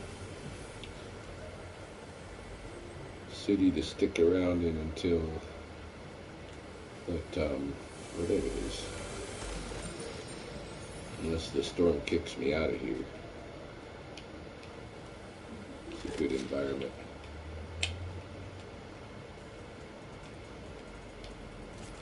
I would love to find a katana.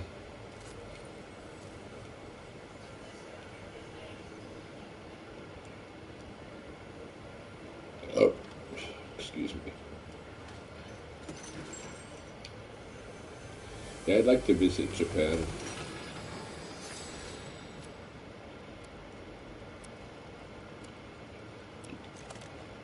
I kind of had... It's purple. Purple is what?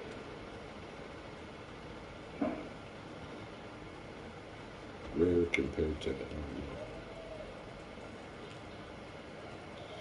I left the USA officially in 2000. I married a girl up here in 1997, and we were bouncing back and forth for a little bit. And then she got really sick to where she needed health care that we just didn't have access to in the States. So we had to come on an emergency basis basically and move here. Like, if she wanted to have her health care that she needed for what was going on, we need to be here. So we moved here, like, bang at one point. And for that reason, I wasn't able to work for, I think, 6 months. Something like 6 months when they first came up here. And then the day I was able to work,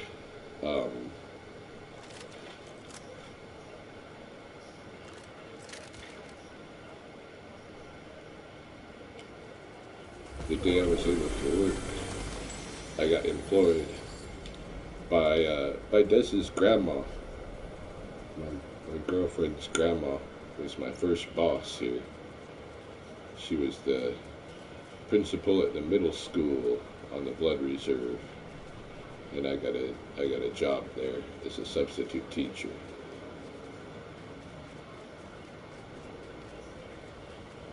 Well, Freddie, how I ended up hooking up with Freddie was because I seen him online on YouTube. I seen him doing some stuff, and I thought, man, this guy's crazy, but he's kind of like a good kind of crazy. I want to connect with this guy. So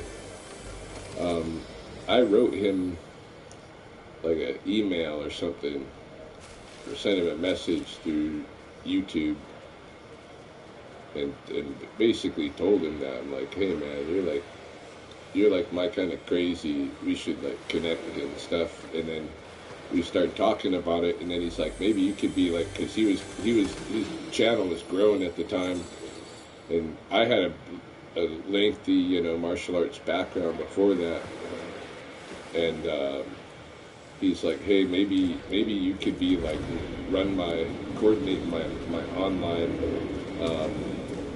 because there's people that want to train with me, but like I'm busy with my school here, but maybe you could do the training, run the training with them online and that kind of thing. And so we kind of started exploring that. Hey, I would be his trainer for online students, and I'd kind of like help him run his YouTube channel. And yeah, that's what we did for a little bit. We had the falling out when shit, what the fuck was that?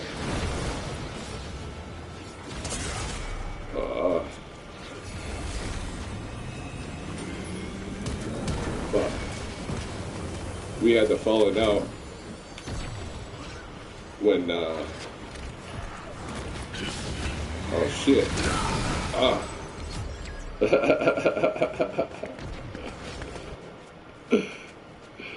we had the falling out when I started doing jiu-jitsu, which Freddie thought was like, you know, didn't fit with his school. And so because I insisted on including grappling and ground grappling and practicing that, you know, in order to be like fully rounded martial artist, you know, because I started including jiu-jitsu, and even became Gracie affiliated and stuff, then that turned Freddie off, and so he was like, yeah, we gotta split, you know. But yeah, I was pretty close with him for a while, and pretty much like running a lot of his online stuff. I had control of his channel for a while. Then his wife started getting upset. His wife at the time, they're split now, but Jenny started getting upset because she saw like I would let people converse with me on there, on the channel, people who were like negative about the stuff Freddie was doing, and she thought I should just, every time somebody says some negative shit, I should just block that person or whatever from commenting anymore or whatever, and delete their comments. But if they were intelligently critiquing anything, I just let it go, and I would a lot of times jump in conversation with them, and they didn't like that. Hey, so the my control of the Freddie Lee's YouTube channel, started shifting to Jenny at one point, and then that was shortly before me and Freddie had the conflict over the jiu-jitsu stuff too, because I started including a lot of jiu-jitsu training videos and stuff, and he was like, yeah, nah.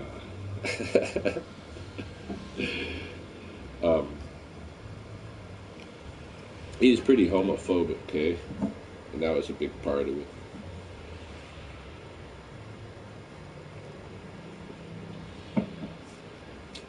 Yeah, if that's where you met me, that's cool. A lot of, I have some friends that still today from that. Some of them from Freddie's school. Some of them that were like Freddie's enemies online, that I'm still friends with. Haven't talked to Freddie in forever. Last I talked to him, he was asking me to take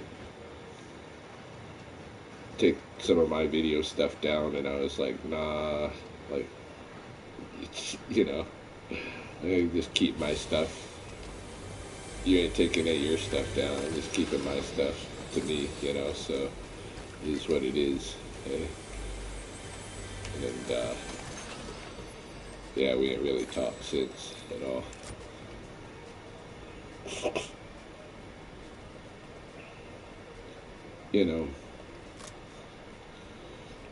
I don't know. I had fun with Fred.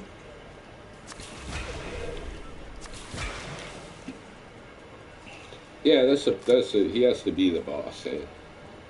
He has to be the big man.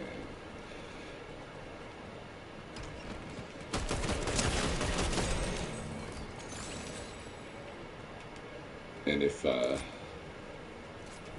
like, he'd get very competitive with his students, eh?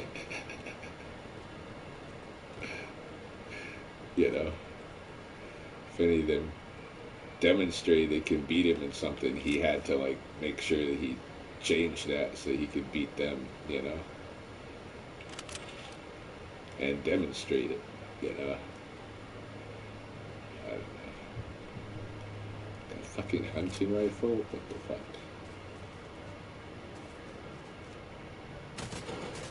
Oh shit, where's this?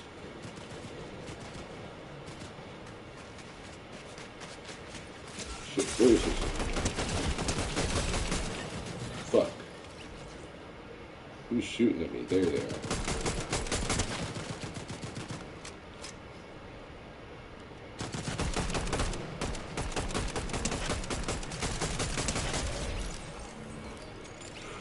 God damn. Almost killed me. Glad there's a medical kit here.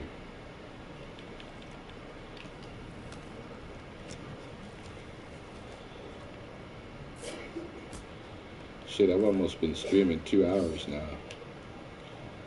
I should probably, maybe after this game, stop streaming. Go see what Des is up to.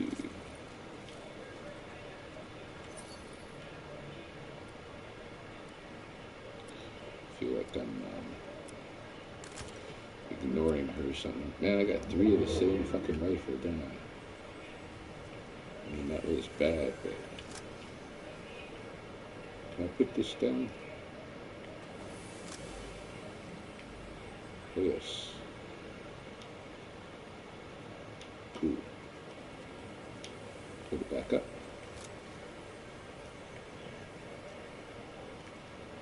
Yeah. Oh yeah. Nice. Alright.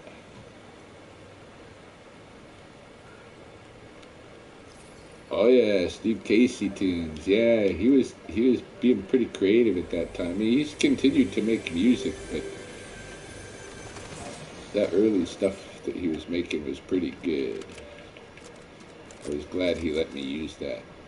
I still put his music into stuff sometimes.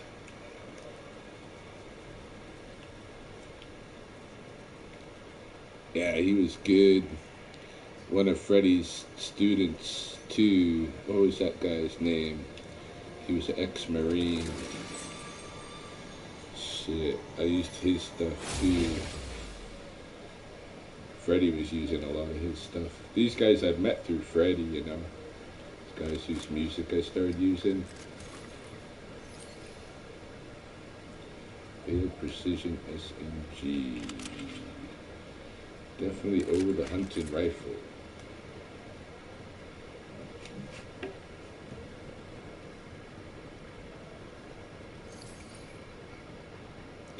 Yeah, I kind of missed that stuff, of course, you know. And I might turn around, start making old man training videos. I kind of every once in a while, I kind of like think about that, you know, like I could be that cool old man, the really like fit old man guy, if I want to be, you know, when I'm like 70, and be the guy making those videos, you know.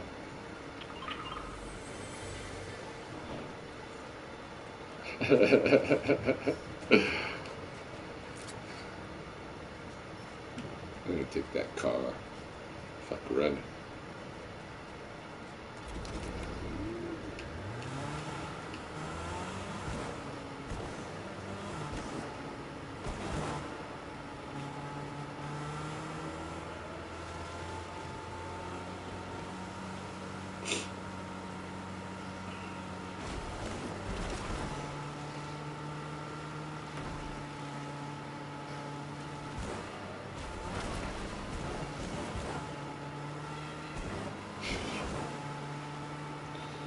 Yeah, I've got pretty good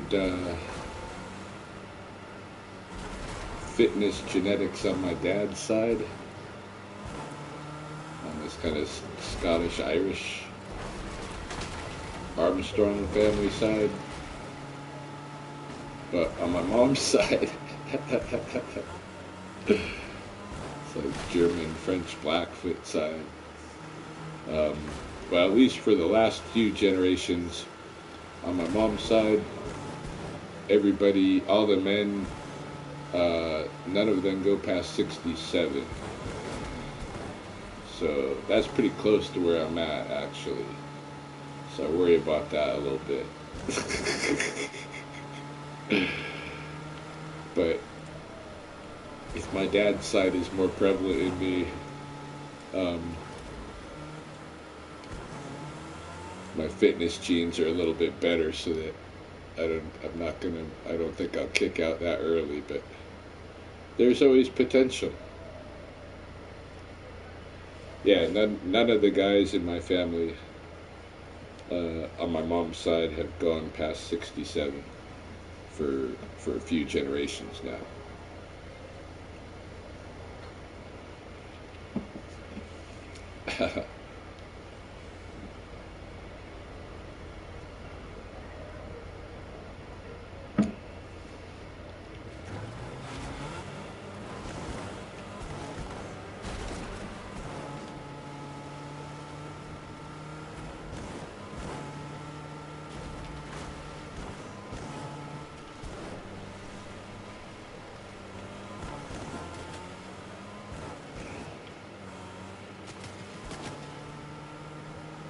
Actually, I wonder what my mom's cousin Wayne, he's still alive. He's a guy.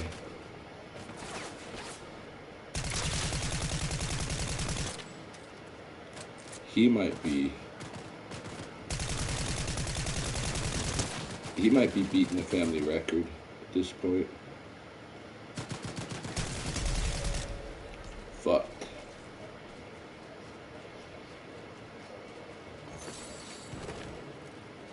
Wins the battle, but takes a lot of damage doing it. Alright, at least we got some bandages here. Let's do some of that.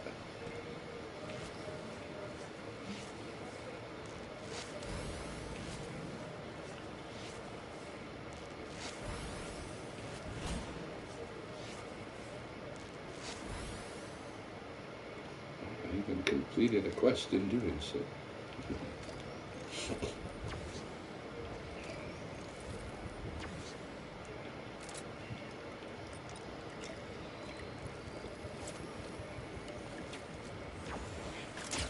Oh shit, now somebody's shooting me.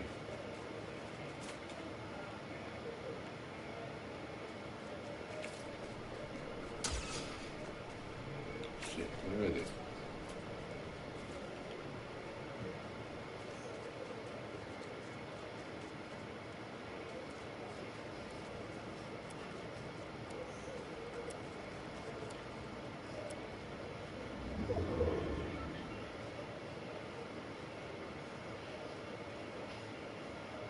You gonna leap out at me from somewhere? The fuck?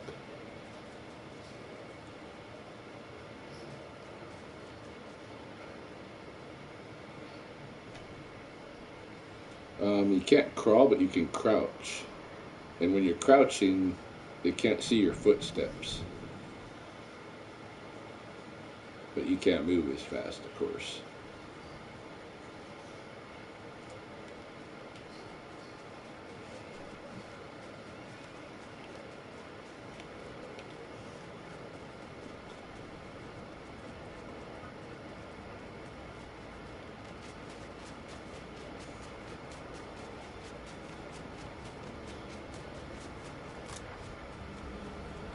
Oh shit.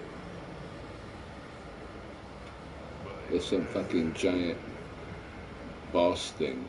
I don't want to deal with that. Oh shit. Now there's an actual somebody. Fuck. That's what I get for being on bottom.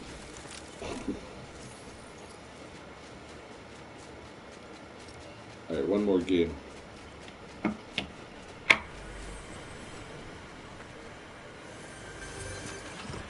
One more, then I'm gonna go see what Des is up to.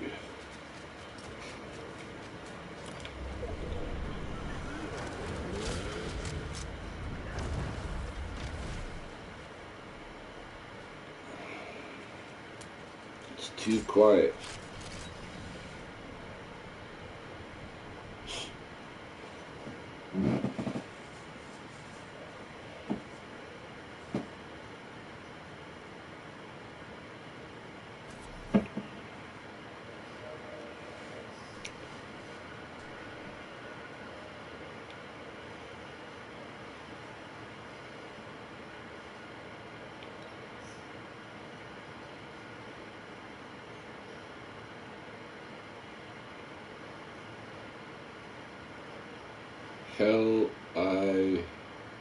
Hell let loose.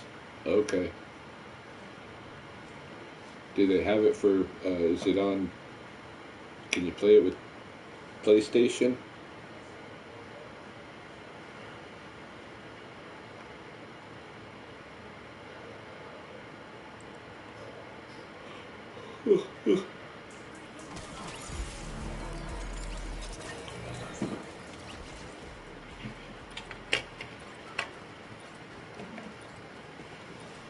Yeah, I'll check it out. I'll go in the PlayStation store and see if they have it. How let loose.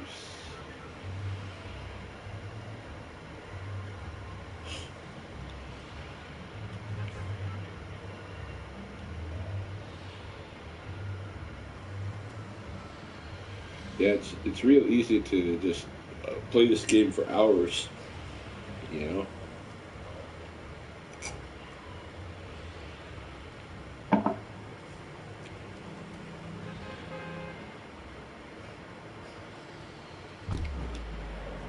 Oh, World War II game.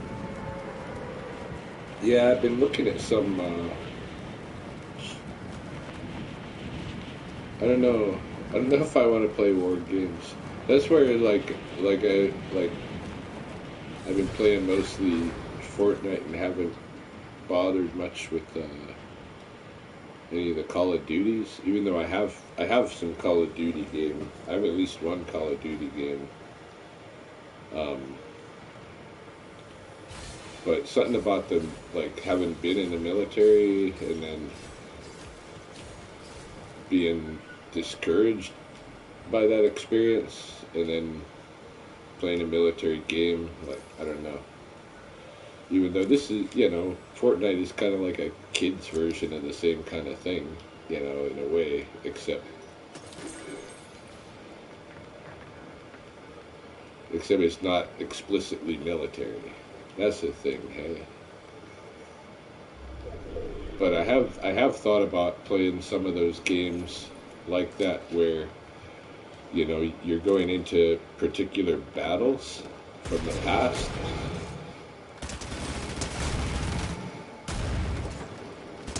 That to me seems like it could be pretty cool, I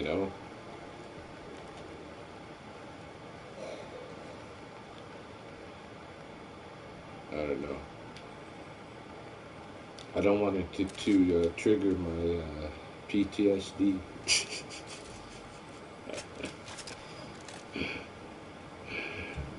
No, it's funny. Even though I never had combat experience or anything, I have some weird responses, like PTSD-ish responses to stuff. Uh, like, especially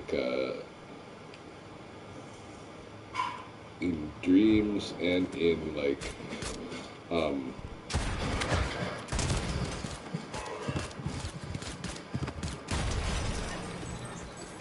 if I'm in a movie theater, I can sometimes be right fucked. One of the last movies I seen in a theater was Killers of the Flower Moon, and I had an experience in there. There was a scene where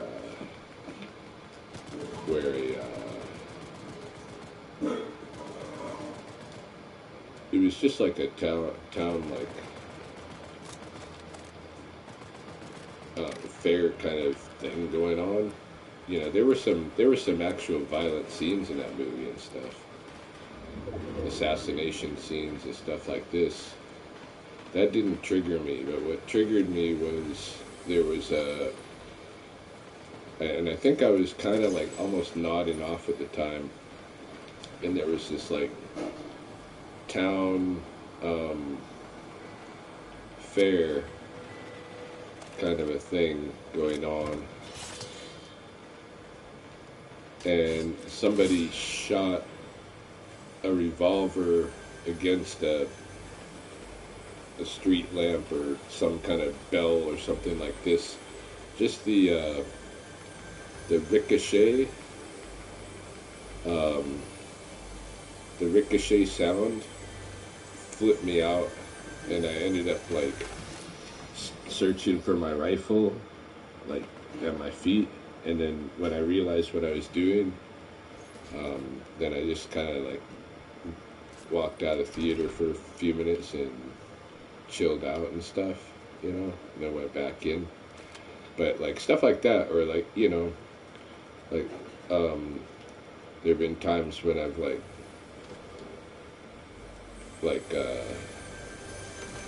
I've got in fights in my dreams, but then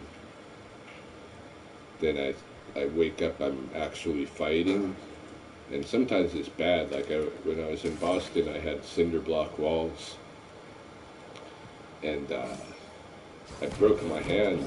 One of my times that I broke my hand was just from waking up from fighting in a dream, and I had punched the cinder block wall so hard.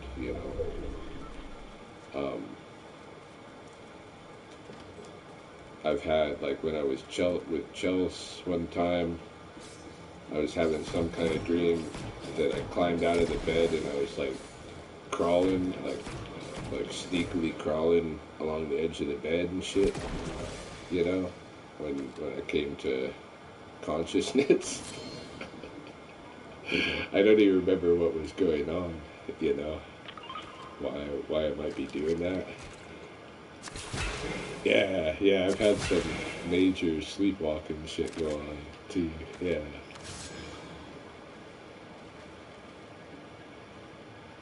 But always like violent stuff.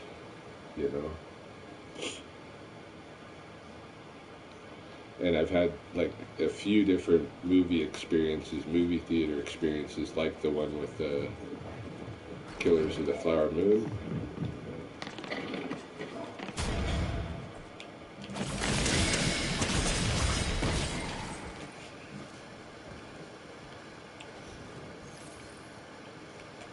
One of the ones that I remember specifically was Children of Men. There's an opening scene or something where, in that movie where a bomb goes off in an urban space, and when it happened in the theater, like I could totally smell the gunpowder. Like it was very real, and it would freak me out real.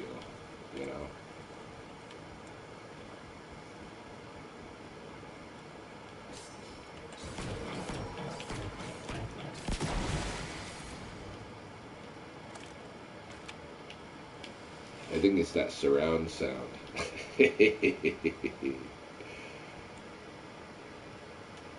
Yeah. Yeah, but it's not enjoyable, you know. Like when it feels that real, it's like triggering to like be scared, you know.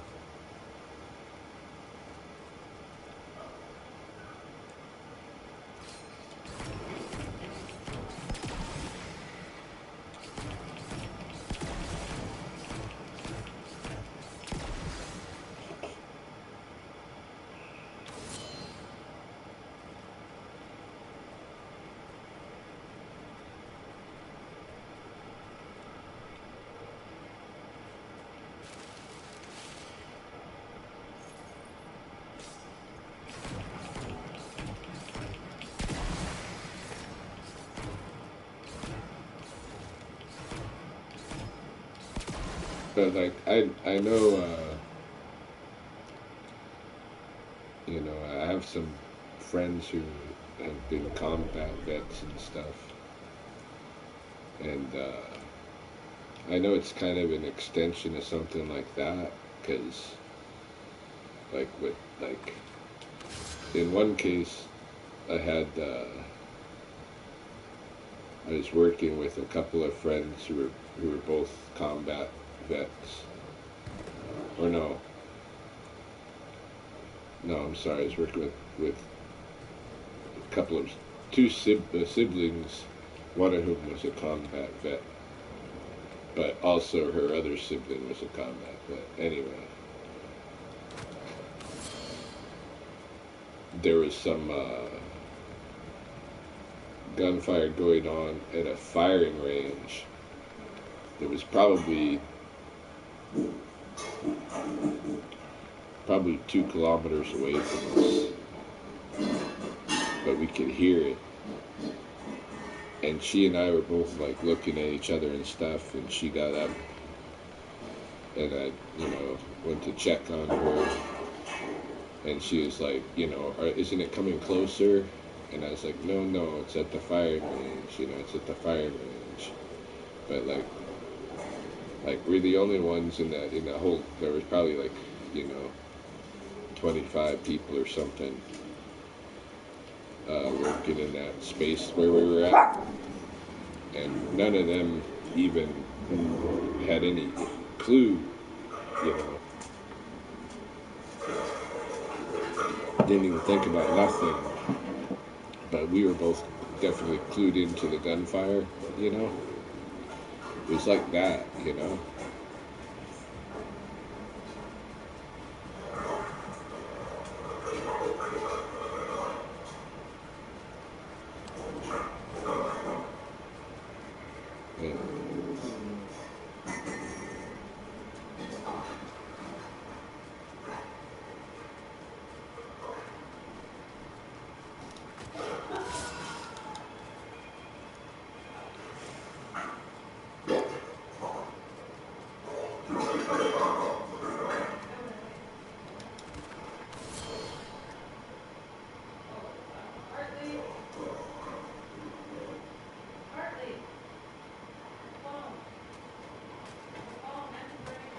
Yeah, I haven't owned any guns for a while.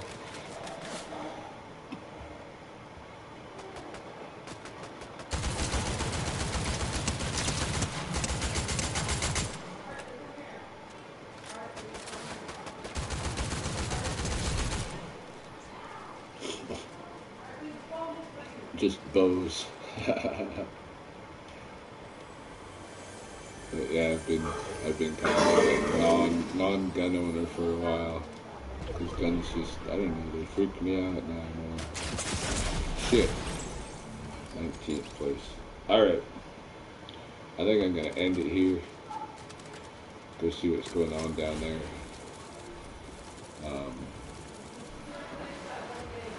Probably Des would like to play, but she doesn't want to be in the stream. So but I've been streaming for over 2 hours, so I'm going to cut it off here. Thanks for visiting. It's good to talk. I totally, like, this is why I do this, like, streaming, is just so I can, like, talk to people. So thanks for talking with me. Check you out later, man. I turned it off.